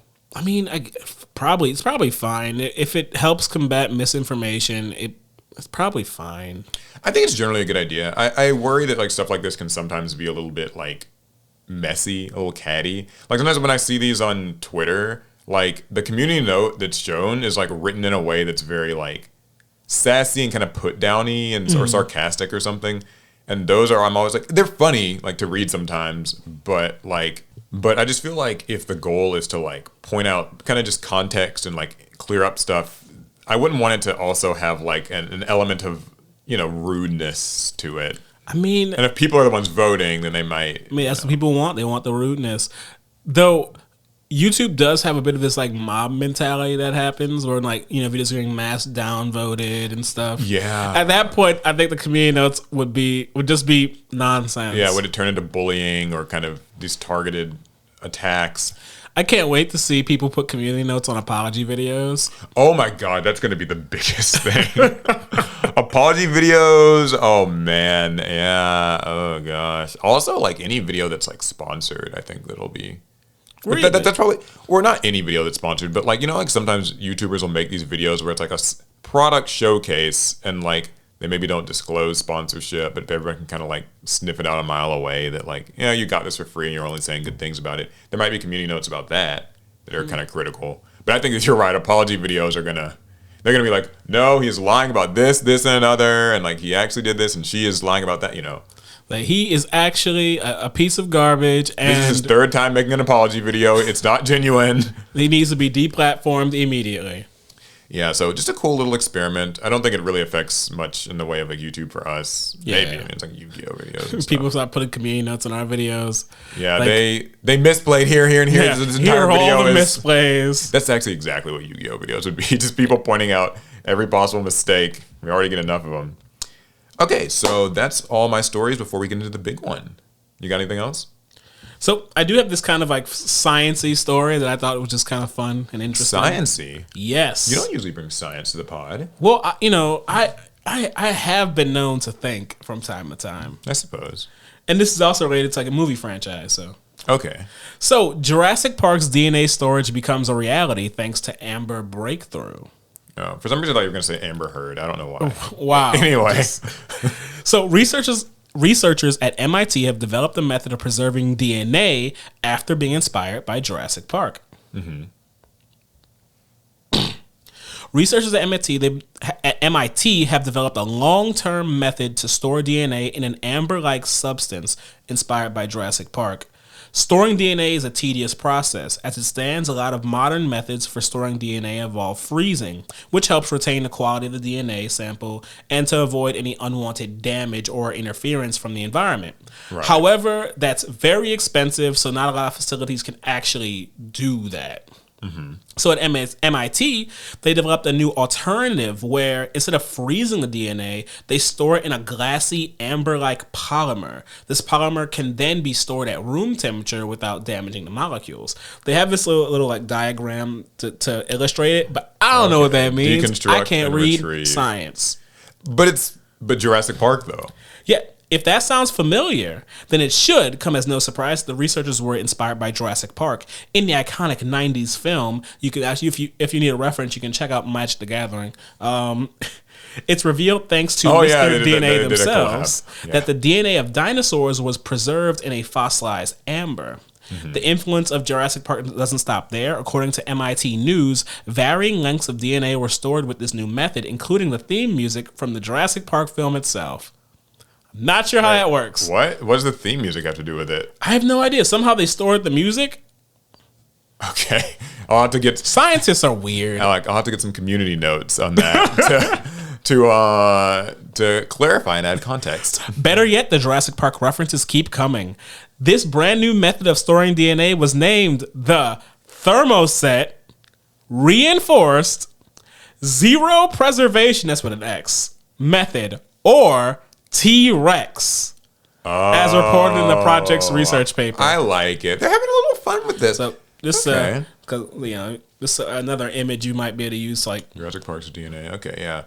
Send me this. I'm going to add this image so people can see. So encasing DNA, like it was in Jurassic Park, it should be cheaper and safer. That should help move technology along. Yeah. Will they be encasing us in amber soon enough? Would you want to be encased in amber like when you die? I guess it's not like you have a bunch of choice. You're dead, but well, no. I mean, if I write it into my will, someone's gonna have to try and make it happen. Because everybody always talks about like cryo sleep or they say a lot of people or they say a lot of people who are in like cryo, they're like their bodies have just completely died now, and there's just no recovering. Yeah, the thing I always, people say like like cryo sleep will keep you from aging, and like then you just awake from cryo sleep in 1,000 years, and like you're fine. There's no fucking way, right? Like your body would just, I feel like your functions just would have failed. That's the case, I think, with the majority of these like cryo sleepers that exist out there. Mm-hmm. They've already passed, or their bodies have just fallen apart. Really, there's nothing. So I don't know. I mean, so you want to be in an amber? So someone can discover you and study you in like thousands of years? If someone could convince me that there was a decent enough chance that they could actually bring me back out of it. Yeah, like clone you maybe. I don't think I'd be against it if I'm gonna die anyway, and if at the worst I just die while encased in amber. That's actually okay. Second question. Sorry, I know we're getting like into the weeds. Would you want to be cloned in that case? Like, I have a twin. No. Listen, you and Alex, y'all are both long since dead, right? And this is in the year, like this is potentially like 1 million years from now. Because like they've kind of started trying like to clone old amber and stuff stuff DNA they find in old amber. In like 500,000 years, if the Earth survives that long, would you want to like be encased in amber or something today, such that scientists can find your DNA or something later on? Would you like be okay with the idea of being cloned in the sense that like when you're cloned, you'll grow into exactly like what you are now? Why would I care? I would be dead. I don't know what the point of the question was. Now, really. if someone else, like if a loved one of mine were to be cloned, I would not like that one bit. Yeah, that'd be creepy. I don't even know what I'm really trying to For me ask personally, here. like, I'll have passed already. Yeah, you won't have a say So in I it. guess, like, if there's another me walking around, I guess that's fine. Just the idea of that. Do you like the idea that? 'Cause I think I wouldn't want to be like brought, like replicated. The thing is, it life. wouldn't be me, so I don't really have an issue. It'd be another being at that point. So I don't have an issue with it. Yeah. Unless someone's like trying to monetize my likeness or something, that wouldn't be. With how capitalism is going, that'll probably. Now, if that's the case, I wouldn't like it at all. Someone makes a new Team APS like thousands of years from now by just like cloning us. Is Team APS worth that much? God, no, it's not. But if they try to clone us, maybe. Okay, well, they'll just be a fun science story. I want more science stories on the pod. We gotta find fun science stories. I'll do my best. Yeah, find some crazy stuff. Especially if they're based on science fiction. Yeah, I'll bring a few. All right, now for the headliner, the Nintendo Direct June 2024. Yeah, we just finished watching that. Yeah, we're actually recording this one on Tuesday. Normally, we record these podcasts on Wednesday. We're going to be kind of busy this week, so we're recording this on Tuesday. Anywho, the Nintendo Direct happened earlier in the week when you're listening to this, and Nintendo basically outlined its release schedule for the second half of 2024 and some early 2025 stuff. Ran for 40 minutes, showcased lots of things in the coming months. As they had mentioned actually prior to this Direct, there was no information about the Nintendo Switch 2 or whatever its successor is called. Mm-hmm. So this was just more for like kind of the next year or so of the Switch, kind of end of life stuff and releases. A lot of games. Oh yeah, there were plenty of games. How do you want to do this? You want to just kind of take them one by one? Let's just go on down because there were a lot of them, and then we can give just our overall thoughts in the end. This is also coming in the wake of the Summer Games Fest, the Xbox Game Showcase, the State of Play. So we can finish our little ranking of them. Now we can say who's really winning the console war. All right, first of all, Mario and Luigi Brothership. This was a huge one to lead off on, actually, I think. The Mario and Luigi series, it's like, these mobile RPG, or mostly mobile RPGs, mm-hmm. That have existed for a while. I think it's been like 9 or 10 years since the last one came out. Which one was the last one? The last one was not Bowser's Inside Story, but like Paper Jam, which was a collaboration between like Mario and Luigi and Paper Mario. Okay. This one is actually like in 3D, which looks really cool. And yeah, it just looks awesome. What'd you think? It looks pretty good. It looked exactly like what a Switch game should. Yeah. That was like the apex of Switch. Right. I guess the kind of growing rhetoric that you guys will notice here, at least for Alec especially, is the look of the Switch games did not impress, I think. Yeah, I mean, the Switch is just old hardware. And, I mean, even when it came out, it was already old. It is what it is. They need that successor to hurry up and maybe improve some of the graphics. Nintendo World Championships NES Edition. So this is all about speedrunning and challenges. Basically, you go head-to-head with other players in these old, like, NES games. And, like, it's just speedrunning Mario, speedrunning even some of, like, the old, like, sports games, platformers, Zelda, whatever. And I guess you're just competing for high times and stuff online. Now, this is very much, like, marketers paying attention and tapping into, like, what engages gamers online. That clearly they're getting to like the speed running community, harkening back to like old video game tournaments when that's what they were, essentially speed running competitions. This reminds me of shades of like when they did for Mario's 35th anniversary, there was like Super Mario Bros 35, and it was like I don't know if you remember this. It was on Switch, but you played Super Mario Bros or whatever against like 35 other players or 34 other players, and like you were all speed running it. I think it was sort of like that. And so this sort of seems similar to that. They're taking these extremely old NES games that most of their value kind of comes in their speed running stuff, like today at least, and turning it into something that's like online competition. I think it's cool. Because they essentially give a platform for that community to now use. Yeah. As long as the Switch lasts, because as soon as we move on to whatever's next, this will all be obsolete. I think that the Switch 2 is going to be like backwards compatible with the Switch. I'd put money on it. Nintendo, like they've put so much into the Switch, like so many sales, so many games. Just abandon the Switch. Just get rid of it. Oh, wait, that's for the end. That's for the end. Okay. Fairy Tail 2. So this is actually Koei Tecmo America's Fairy Tail is a take on the anime Fairy Tail. In this real-time strategy game, you'll take on enemies in collaborative battles, and it's coming this winter. So I did not watch the Fairy Tail anime, so I don't know too much about this. What did you think? As a big fan of Hiro Mashima, of course, I'm very familiar with Fairy Tail, both the anime and the manga. I have no idea why this is coming out now. So how long has it been since it ended? Like It years? has been it's been some years. Fairy Tail ended a while ago, and the last Fairy Tail game was a while ago too. So I'm really not sure why we're getting a Fairy Tail 2 in 2024, and especially since the game looks like it was made back when Fairy Tail was still on air. Yeah, not too impressed with the visuals. It just, I mean, we live in a world where Dragon Ball Sparking Zero exists. Yeah, like, that's true. This game looks bad compared to that. Yeah. It doesn't even hold a candle to like, what was it? What was the One Piece game that came out? One Piece. Oh, I know what you're talking about. Oh, God. One Piece, the game. Y'all know the one I'm talking with the island and stuff. It doesn't even look as good as those. And yes, you can blame the Switch, but also I think even on a different console, it wouldn't look that much better. Yeah. Well, the next game is Fantasian Neo Dimension. So this is actually from the Final Fantasy creator Hironobu Sakaguchi. It's a turn-based role-playing game. You're taking on, evil guy who wants to destroy all mankind, blah, blah, blah. But it's an interdimensional game. It's launching this holiday season. I think that this was the game where you are actually able to, like, aim your attacks. Yeah, like try and hit as many enemies in one go as possible. That seemed kind of novel. That was novel. I'm assuming that's probably been done in an RPG before, but, like, it was new to me. Like, and I'm sure it was new to Uematsu and Sakaguchi. I mean, they're old. This game screamed, we worked on the original Final Fantasy titles. We have a certain aesthetic that we like. Yeah, it had that DNA. And we added a little something to like, because we added something we would have liked to see way back when. Mm-hmm. My only issue is, well, it's 2024. The rest of the game is just so like, you feel like it looks unremarkable, maybe. It's not visually. It's dated, and for some people, that's perfectly fine. That's exactly the aesthetic that they want in their games.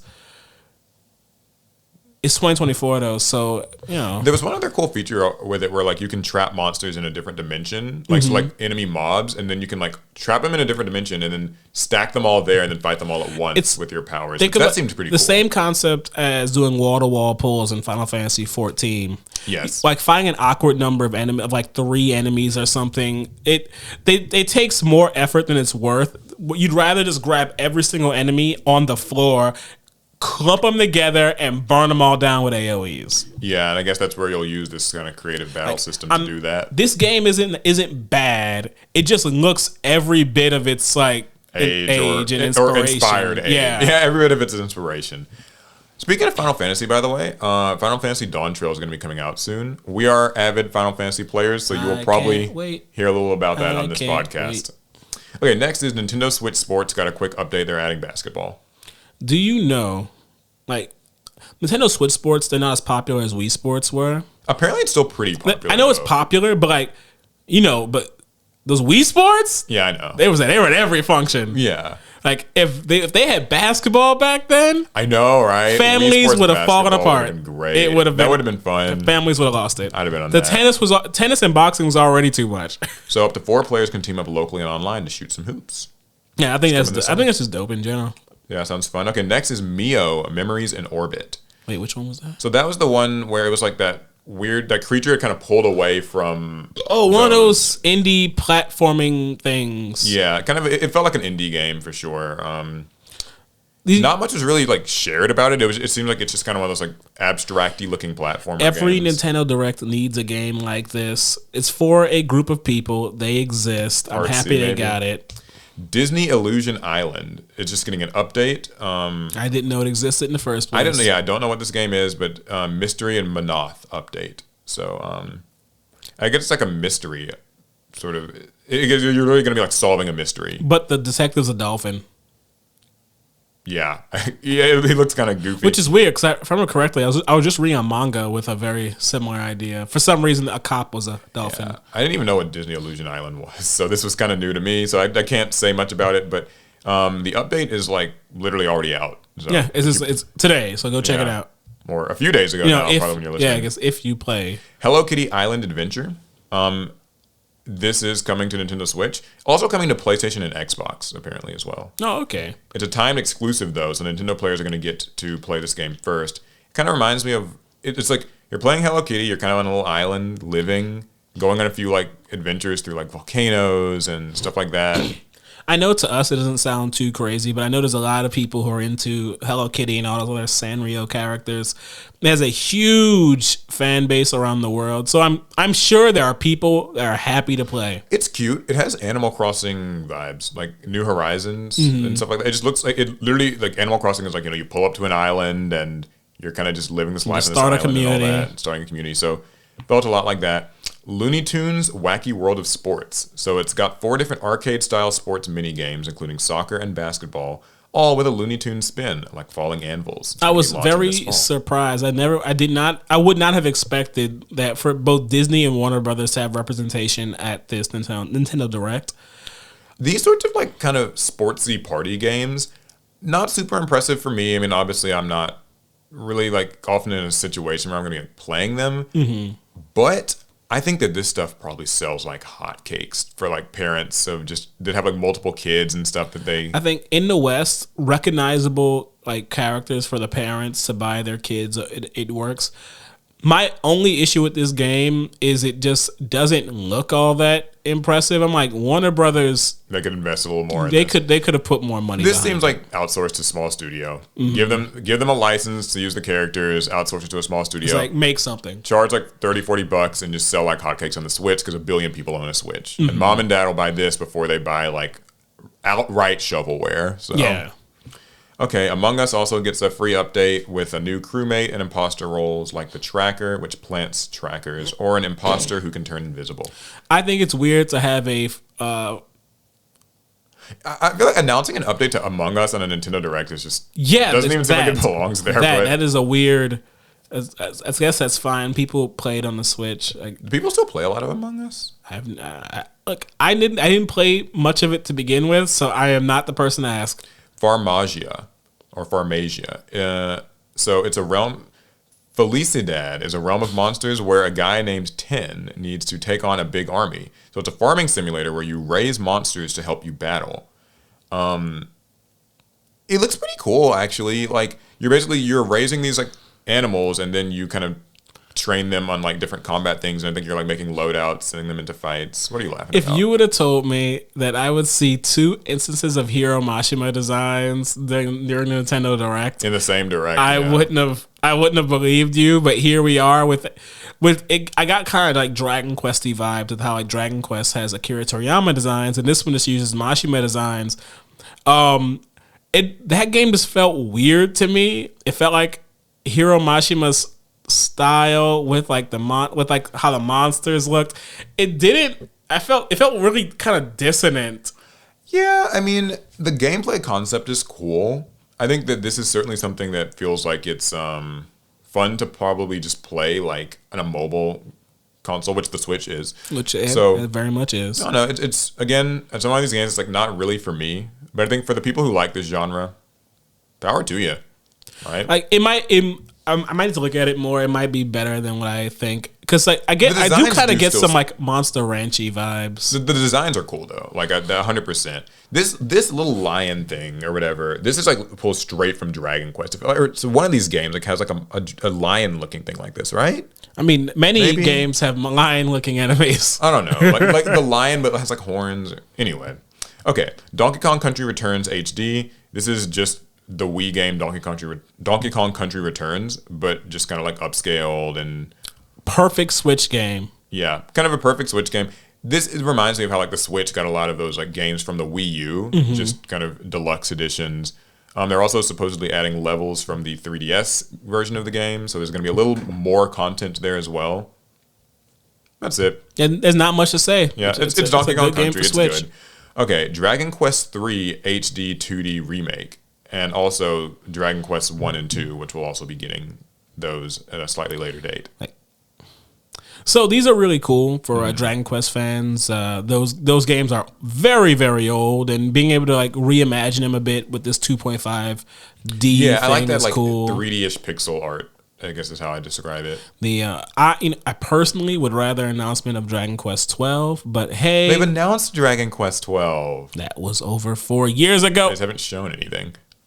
I mean, looks cool. Like, I didn't know that you were supposed to actually play Dragon Quest 3 before you play 1 and 2. Like, that's like the chronological. Because 3 was kind of ends up being like a prequel to Dragon Quest 1 and 2. Mm-hmm. I remember emulating those games. Like, I mean, someone emulating those games years ago, and I've seen someone play through them, and they had a lot of fun with those games. Would you pick up these like remakes? I might. A new like artsy style. I just might. Dragon Quest games are a lot of fun. I actually recommend anybody try these out. Dragon Quest is a great series. Funko Fusion is our next game. Sort of just this action adventure game where you play as speaking Funko of great characters. Series. Yeah, I love my Funko Pops. Paul's a big Funko fan. Huge Funko fan. Couldn't do without them. I swear. I fucking hate Funko Pops. What do you mean? You have one right there, right over there. I have Yu-Gi-Oh ones, just kind of by Of course, I have Yu-Gi-Oh ones. I have a theory about Funko Pops. I might have mentioned it once in this podcast. I feel like Funko Pops like literally don't actually have like it's like a weird scam. Like it's like a non-product. And what I mean by that is like how we go to like conventions and stuff sometimes. There's always like a booth that's like full of Funko Pops, right? Yeah. Or how like GameStop's got loads of Funko Pops. These booths will have these Funko Pops, and they'll be like it's a signed Funko, and then they'll sell it for like $200. And you never really even see anybody buy them. Like I've never actually seen someone purchase a signed Funko Pop, but they're always at the booths. So it's like I feel like it's like this weird. Is it like money laundering? Maybe that's not money laundering. Not laundering, but like it feels like it's like a fake hype thing. Like people buy these Funkos, get them signed by like voice actors and stuff at conventions, mark them up, and then just put them all on a shelf in the hopes that you will be convinced to buy some Funko there that's not the expensive one. It's like it's just there to get your attention and sell this idea that Funkos are worth. So it's manufactured collectability. Yes. We live in a world where things have become collectible. Mm-hmm. Things signed by certain celebrities and artists have become collectible. Yes. And so someone had the grand idea to create an item that's from the get-go meant to be collectible and have value. Yeah. I don't have anything against Funko as like a concept. I think, or I have that against it, but I think that there's just so many that I don't know that there's like an identity to them. But they're cool. That's part of making it collectible by having just so many. Yeah. It makes it, they're trying to make it feel like Funko is everywhere. Well, to bring it back to this game, it's at least everywhere in landfills. You play as Funko characters all set in different shows and movies like Jurassic Park, which we talked about earlier. So it's coming to Switch on September 13th. I'm actually going to give this game a little bit of credit. It looks better than I thought. Like, I was thinking this was going to be like purely cheap advertising, like it's meant to be thrown at kids so you'll go and buy Funkos. And that is still why this ultimately exists. Yeah, marketing. But like they put a little bit more into like kind of just the animation and like kind of the action set pieces and stuff were cooler than I thought. The idea here is they're biting a little bit at Lego game design. Because Lego has done a lot, like Funko has done many, many collaborations. You can buy Lego kits of so many franchises. And then they spun that off into movies, into video games. Yeah. And I think Funko's trying to do the same thing. They want to make their Funko games and use all the IPs they've collaborated with. Luigi's Mansion 2 HD. Not much to say about this. It's just a game that's getting an HD. It's like the Donkey Kong one. It's just a game that... It needed to happen because, well, how else are you going to play Luigi's Mansion 2? The new Denpa Men. Looks like a weird version of like Mies or Animal Crossing or something. It's a bunch of mini games. I hated that they announced this game as if we knew what this was. Yeah, I feel like it seems like it's something that's like only maybe been in Japan. I hope so. I don't know what that is. Yeah, the new Denpa Men. Okay, Metal Slug Attack Reloaded. It screamed mobile game to me. It felt like it was like a when you add the word Reloaded game. It sounds like it's just an existing game and they just like what is it, a free to play game? It felt like it was like a free to play like microtransaction heavy. It didn't say thing. But it's coming to Switch this week. So okay. Darkest Dungeon 2. That was the roguelike. A roguelike game. It's also coming next month. It's sort of cool looking thing. Yeah, I don't play too many roguelikes myself. I played Diablo. For people into those types of like roguelike style games, this one was it felt detail heavy. It felt well made. It's not my kind of game, but I think it's a good example of that genre. Okay, so also a big Nintendo Switch Online update. They're adding Legends of Zelda: A Link to the Past 4 Swords, Metroid Zero Mission, Turok Dinosaur Hunter, and Perfect Dark, all coming to Nintendo Switch Online Plus. So, I love the Metroid Zero Mission. what's cool is you'll also be able to play Four Swords online with friends for the first time. So. Oh, I remember when I had Four Swords, but I never had three friends that also had Four Swords. Yeah, one day we're gonna do that. Remember we played that one Zelda game on DS though? Oh my God, yeah. What was that called? It was a 3-player game. Yeah, a 3-player game. It was me, you, and Alex. It was like Zelda Trinity or just Triforce. Triforce Heroes. I think that's what it was called. I think that's what it was. That was pretty fun. I think we played it like 3 times. Yeah, we didn't play it a lot. we're known for starting games and then not finishing. But it was fun when we played. The puzzles were cool. Anyway, next game is Phantom Brave: The Lost Hero. So it was kind of this cutesy game. Here's how, if you want sort of... I'm trying to remember. Oh yeah, this game, it looked like some other game. I can't remember what it was. Stop that. No, you stop. A video was playing. You gotta hit pause, Paul. Oh, I'm trying to hit pause. Okay, anyway. Yeah, so Marona is on a journey to save her friend Ash in Phantom Brave: The Lost Hero. Yeah, that was the game where you had the girl would combine these like phantoms with objects and do things to the world around her. Yeah, looked like a cool sort of novel. If it's one of those games where if it fits your aesthetic, then you're probably that's what you like. Buy. Then otherwise, you Marvel vs. Capcom Fighting Collection Arcade Classics. Gonna take you for a ride. So it's 7 different games. There were 7 different like Marvel vs. Capcom games. Well, they're like editions or versions. These essentially they're all Marvel Capcom collaboration games because there was a Marvel vs. Capcom 2. There was Street Fighter versus Marvel. There were a lot of those Capcom Marvel games, and they just collect them all together. Okay, cool. I forgot all about the Punisher beat 'em up game, but they specifically mentioned. All right, the next one's Super Mario Party Jamboree. So it's literally just a new Mario Party game. So I don't know that there's loads to say here. I was just surprised that they're releasing another Mario Party for Switch. I would figure you save a Mario Party for the next console. I think there obviously will still be, but probably for the next console, their big focus would just be like launch it with Mario Kart, and that'll tide people over. Gotta have a Mario Kart. And you can do the Mario Party a year or 2 in. Yeah, cool. So up to 20 players can compete online in some new modes. Kind of a neat thing. Not much more to say about that than that. Okay, Just Dance 2025. The streamers need something. Okay, Lego Horizon Adventures. This one was kind of funny because it's about the Horizon series from PlayStation. Yeah, that's so. What is the main character's name? Alloy. Alloy, yeah. It's just weird for like a Nintendo Direct. Yeah, you play as like Alloy and her friends, and so it's like you can play it on Nintendo, even though it's like a PlayStation thing. But I guess this is all fine because it's really just a Lego game. And the Lego series performs well on Nintendo, so I understand why it's here. Comes this holiday season. Stray, the game about like where you play as a cat. Yep. It's like been separated from its friends, and you're kind of in this new place. And it's weird to see Stray on a Nintendo Direct when I remember it was at a State of Play. A couple years ago, a year or 2 ago, and sadly, this really drove home to me just how bad the Switch looks compared to like a modern console. Didn't look amazing. I mean, you can see where the hard back graphics.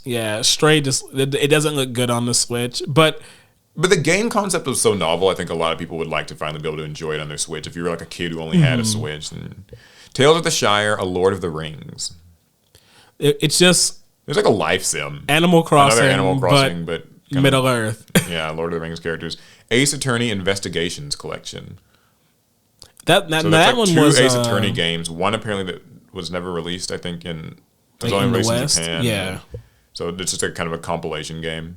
For Ace Attorney fans, lots of them. You ever played an Ace Attorney game? No, but those are staples on Nintendo consoles. So here's a cool one: the 100 Line Last Defense Academy. I thought this was a Danganronpa game at first because it's got like the certainly same... those character designs. Yeah.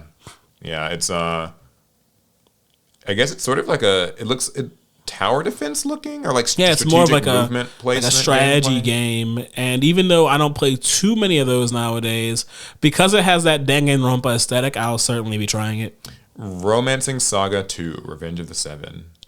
The Romancing Saga series, that's old. That is it's a turn-based sort of game. Is that PS2 or it's PS2 era, right? Romancing Saga. Yeah, this is actually my first time hearing what this was. So, like the name comes up. It's just like, I mean, there's not much reason to Romancing Saga. So 1992. Oh my lord. That's how old. So yeah, this is well before the PS2 era. This is kind of good then when games like that are getting released, because it's like, that's obscure, that's old, and if you're a kid who has a Switch and you're like 12, you've never heard of that, so you might learn you something. I mean, this is a great example of like old school JRPG. So if you're like a JRPG fan, this might be an easy pickup. See, but you like this, but you don't like that fantasy dimension thing, Neo Dimension. Oh, I didn't say I was playing Romancing Saga. Hey, listen, I'm just... All right, now for the two big Nintendo new sort of game announcements here. Well, there were more than these, but The Legend of Zelda Echoes of Wisdom. So this started out like a typical Zelda trailer in that sort of Link's Awakening style. And Link was trying to help. But then there was a twist, because Link actually got sucked into a different dimension, and he was able to just barely free Zelda in time as he got sucked away. And now she has to rescue him. Well, no, the trailer said she has to save the world. It said nothing about rescuing Link. Yeah, I mean, I suppose he might want to. I mean, he saved her after all. I don't know. Right? They were like, no, now Zelda's going to save Hyrule. And then I had to add in, and Link, because they don't make it clear that Zelda even cares. Funny, this is the first Legend of Zelda where you'd be right in saying the main character's name is Zelda. Yeah, that running joke. As a kid, I remember with my old Nintendo powers and like how to draw Nintendo characters, I was always confused why the main character's name wasn't Zelda, but now it is. Yeah. So what did you think of this? It felt a little strange. It's very novel and interesting, like how she copies things and then can use them to like conquer the world and solve puzzles and fight. Even copy monsters to like do battle. Yeah. But I can't help but think that's not going to be enough against Ganondorf. I think she'll have to have some other fighting capabilities too, I assume. If Link always has to save Hyrule with the Master Sword and all these weapons and gadgets, I don't think being able to create a bed is going to get the job done, Zelda. You're going to need to do a little something. My guess is that they only showed like the basic stuff for the trailer, but there will be like complex items that like fire projectiles or, have like sweeping attacks and stuff. I think they need to let her copy the Master Sword and then get to work. It's got to be different. No, this is cool though for Zelda to finally have a game, because like they've been doing this with Princess Peach for like a while. True. There was Super Princess Peach on like the DS. There was that recent Peach game on the Switch that came out like last year. So, I think it's cool. It gives Zelda some character that she's just some time in the spotlight, because she literally spends most of these games trapped. So. Or I'm missing. And the final game at the very end of the Direct was Metroid Prime 4 Beyond. The long-awaited, kind of a pulse check, just to be like, oh, look, it's alive. It still exists. Yeah, Metroid Prime 4 was actually first announced in 2017, but it has been a long time since we've heard anything. So this was our first look at the game. Apparently, its development actually had to be restarted in 2019 under Retro Studios, so that's part of why it's taken this long. What did you think of the little bit that we saw? I mean, it's certainly Prime. I would have liked it to look more modern, but this is a Switch game. Yeah, so you gotta kind of temper your expectations. The Switch graphics. I can't help but be excited for it because it's a Metroid game. It's a Prime game. I'll play it. Right. Yeah. So that's the Nintendo Direct. A lot of games shown. Yeah. What are we feeling? Like, how are we? So I never got that whole socks knocked off moment. Yeah. Where, like a must-have, absolute. Yeah. I wasn't just didn't expect this. Just riveted. But there were a lot of games, and so many of them were at least interesting that this was a successful Direct, I think. Okay. Yeah. I mean, I think that they certainly did well in terms of numbers. A lot of things, some of which were just updates, and admittedly a lot of which were just kind of like compilation games, like remaster, re-release, compilation. Yeah.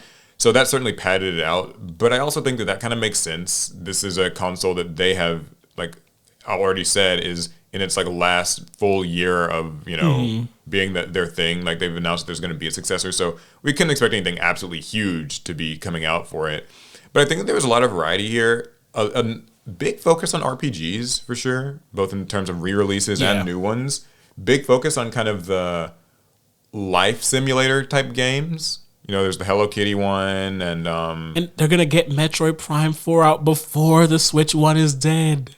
Yeah, I think obviously the favorite game is probably Mario and Luigi Brothership. I really liked the Mario and Luigi games when I was a kid, so that is one that I will 100% be like picking up and playing. I mean, it's the most Switch game of all the Switch games here. It's the best looking one. Clearly, time and effort was put into it. So, yeah, I think it's the hallmark. And then I think Prime 4 is like the number 2. Yeah. I think all in all, pretty good. How do we rate it against the other game shows? I put it showcases just behind Microsoft. Okay. Yeah, I was going to say, I think Microsoft still has been the overall best, kind of wowing people, blowing their socks off. I think Nintendo's is good in that, like, there were things people wanted, like, you know, finally seeing Metroid Prime 4 and getting a new Mario and Luigi game, especially in the aftermath of like how popular the Paper Mario: The Thousand-Year Door release was. Yeah. So I think like that makes a lot of sense. It does pretty well. It had just a lot of good stuff. I think it's very solid. I don't think it's very disappointing. Unlike the State of Play. Yeah, Summer Games Fest and State of Play are both kind of a little bit more underwhelming. State of Play, I think in particular, people really. I think State of Play just brings up the rear here. It's in last place. Yeah, just not great. And as your resident Sony pony, that hurts me, even though I play on my PC way more. Cool. Well, that was the Nintendo Direct. Let us know what you guys thought about it. What you'll be buying, playing. You feel like Nintendo maybe just played it too safe. I think it makes sense that they did. But yeah, I think if that's the case, it's time to do a little bit of pot. All right, time to ask the pot of greed, guys. But we didn't get those sleeves again. Yeah, we didn't get the sleeves, but it's okay because I still have all of the responses ready here on the tablet. So we're still going to answer your questions. Also, a little announcement for you guys, by the way. Next week's episode, we're actually going to be recording it in advance. It'll be just a rapid fire through a lot of different pot of greed questions. That's right. Let's call it emptying the pot of greed. Yeah, because after that we'll continue like normal, but we have to do some transitional stuff with like, you know, our shooting location and all that stuff. So we figured it would be a good way to like satisfy everybody, answer a lot of questions. But we will still be doing 4 questions today. First question is, what if there was a Yu-Gi-Oh! Reality competition show where Konami gathers, let's say, 10 Yu-Gi-Oh! Players of various skill level and influence? They start off by picking one of 4 brand new or never before seen structure decks of roughly equal power. Each episode can include a challenge related to Yu-Gi-Oh! Where they receive opportunities to improve their deck with new cards or win prizes, and there's an elimination duel at the end of each episode for the bottom 2 players. It might be a big investment, but I think it would be a great way to market the Yu-Gi-Oh! Game and show players true skill. So, I mean, I think that's cool. That's similar-ish to that Academy series they ran in the EU with Duel Links. Yeah. I remember that. That one was cool. You know what sucks about this? What? Konami would be the ones doing it. Yeah.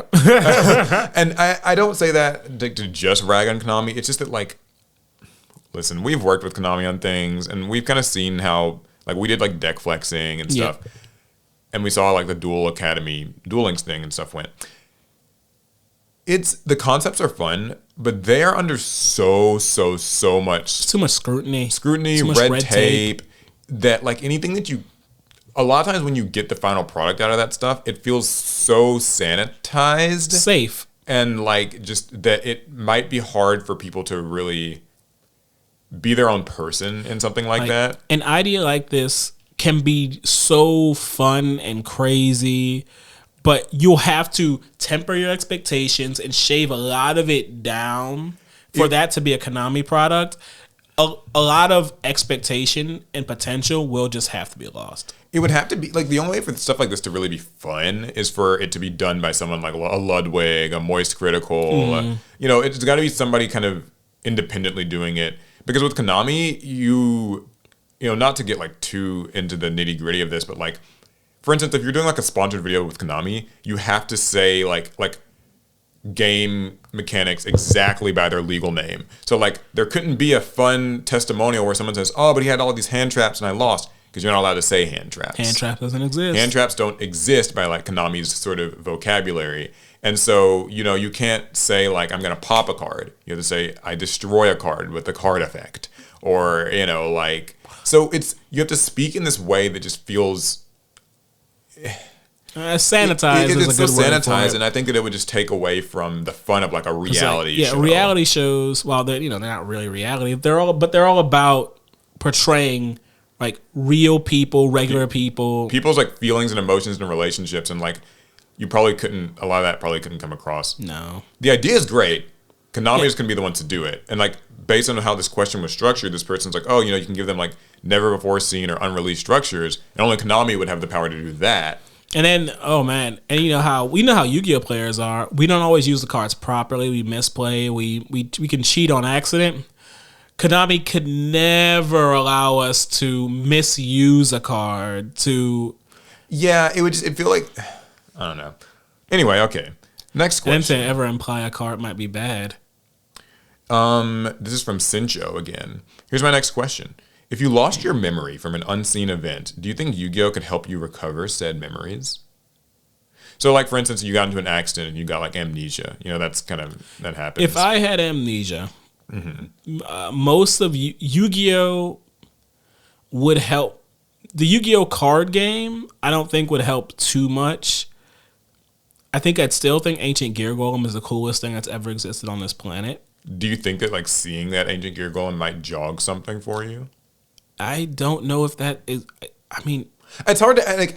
I know I'm like sitting here like asking you like as if you'll know, because we can't. I just know that there's certain parts of Yu-Gi-Oh that are so that are very pivotal to my memories right now. Yeah. Now would that jog them? I have no idea, but yeah, Ancient Gear Golem is a huge part of like my my memories as a child. The Yu-Gi-Oh manga is a huge part of it, but I don't know if that would like bring me back. Opening and like reading the pages might kind of bring, because it's a tough question since like I can't know because I've never had like amnesia, right? I've never kind of been in it. But you're right. Like, I mean, Yu-Gi-Oh is a big part of a lot of my core memories. If I had to like give one memory that I think would probably be strongest, it might be opening specifically a like Seto Kaiba, like started at Kaiba. Like, I just remember that was the very first thing I got. I remember being at a Books A Million, begging our parents to get us these. My sister got a Yugi, I got a Kaiba. Like, I think if I could recreate enough of that, that might bring me something. You know what? I think, because I get such a visceral feeling when I'm dealing with like Legacy of Darkness and its cards. I have this feeling that if I were amnesiac and someone like gave me like 6 packs of Legacy of Darkness, that might do it. Yeah, because I really feel something when it comes to Legacy of Darkness. I do think just opening packs in general might do something for me. Like the packs themselves might not even matter too much. It's metaphorically but just the opening the packs, and perhaps even just like if I played enough Master Duel or something. Like if I learned it, it might just suddenly like snap. Like, oh, I've done this. Like this has been a part of, but who knows? Like that's just conjecture, right? Yeah, we can't really know. Okay, so here's an interesting one. Someone said, "All right, it really grinds." This from Dre. It really grinds my gears when I pay a cost and then I get ashed or any other hand trap. What do you guys think about being able to chain or negate the negate by being able to pay the cost once again? So this is basically an idea for a new Yu-Gi-Oh sort of mechanic. I activate my 1-for-1 by discarding a monster as a cost.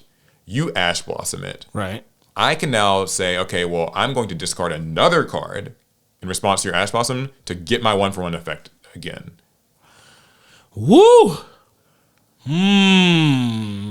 I'll just lead the way and say no. I'm sorry. Listen, this is not a mark against the creativity of the idea. Yu-Gi-Oh's just, it's so bloated, man. Like, Yu-Gi-Oh's got enough just like mechanics and kind of just I play during your turn, you play during my turn, and like just stuff to resolve. So I feel like my initial response to this is that I fear the bloat that it kind of and just another extra mechanic. I think that could be very bad in Yu-Gi-Oh, like dangerous. Like think of the cards whose cost you love paying, like Magician's Souls. Yeah. So I activate Magician's Souls. I send my spellcaster as cost. And my opponent's like, I don't want him to get that whole effect. If I'm going to go ahead and negate it. And it's like, you sure you want to do that? Because I really want to. Yeah, I think, and being able to chain it is... Oh, and then there's game-breaking parts, too. Yeah. What if a situation like Skill Drain is on the field, and I want to act... Because you can always like activate and pay costs. Yeah. Would you be able to like infinitely just pay them? Like, are you limited to only once? Like, because check this out, right?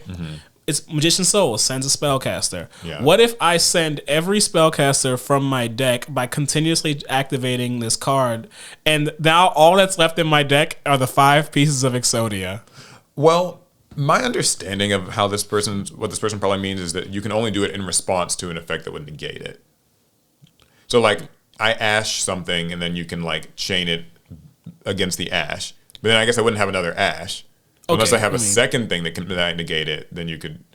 So, like, there'd be a limit to how much that could really happen. But I think you raise a great point that, like, there are many costs that are just beneficial to be paid. And so that feels exploitable. It does. I think it's a hard one to reel in. There's a lot of parts in Yu-Gi-Oh! My concern just comes from, like, feature bloat. Like, I just feel like we have enough, like, mechanics to pick up on as it is. And it's nothing against the idea. I don't think the idea is, like, bad. I think, and actually in another card game, a simpler card game, I could see something like that being pretty cool. It's just Yu-Gi-Oh's got a lot going on. Okay, last question is, were Link 1s a design mistake? And if they were, should they remove all of them from the game? Or is it too late to make a change that drastic? So, I think this is pretty easy.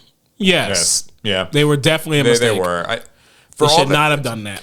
It's so, like, Link 1s are just a fucking mess to me. You can't justify Link 1s to me. It's not possible. Because the thing with Link 1s is you take a monster and you turn it into another. Immediately with, like, it doesn't start a chain, and the monster comes from nowhere. It's everything we've had in Yu-Gi-Oh! Up to this point. There is a period of time where, like, you could normal summon...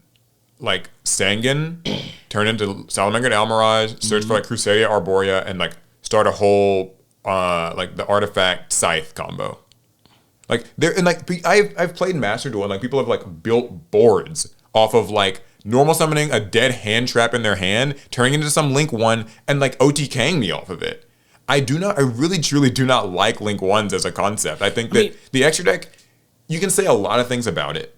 But I think that everything should at least take 2 monsters to make. Link 1s are anti-Yu-Gi-Oh! At no point in Yu-Gi-Oh!'s history has a monster just turned into one for like nothing.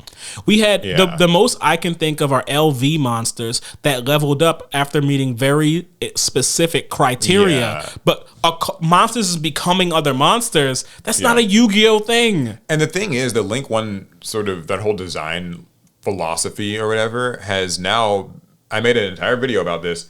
It's now begun to like pervade into other summoning types, where now we're getting like synchros and Xyzs and fusions that just function like Link 1. Requiring one monster. Thunder Dragon Colossus, Viscous Astrolaud or Vicious Astrolaud, where like it just fusion summons itself. Yeah. It's like plop, there it is. Or even like, you know, kind of like the Zeus and what's the other? Typhon? Yeah, Zeus. They just kind of like overlay onto something. I really don't like them. Right now, to be in their defense, Zoo was before we had Links, but Zoo was also unacceptable. You can see them experimenting with it. Yeah, one monster becoming one. No. The rest of the part of the question: should they remove them all from the game? Well, the good news is they've been having to remove a lot of them already. But we've seen how much of a pain, and it's a very hard. It will be annoying to do it. You can't.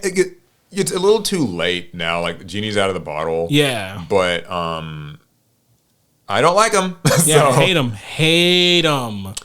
Cool. Well, that's the questions for today. Next week, we'll be answering a lot of Pod of Greed questions, and maybe we'll even have some updates for you guys after that on some ideas like a Patreon and other stuff because we've been tossing some ideas around. Yeah, so that'll be cool. Thank you guys as always for the questions. If you want to submit them, there is a link in the description to the Google form where you can. And we'll see you guys in the next one. Pass turn.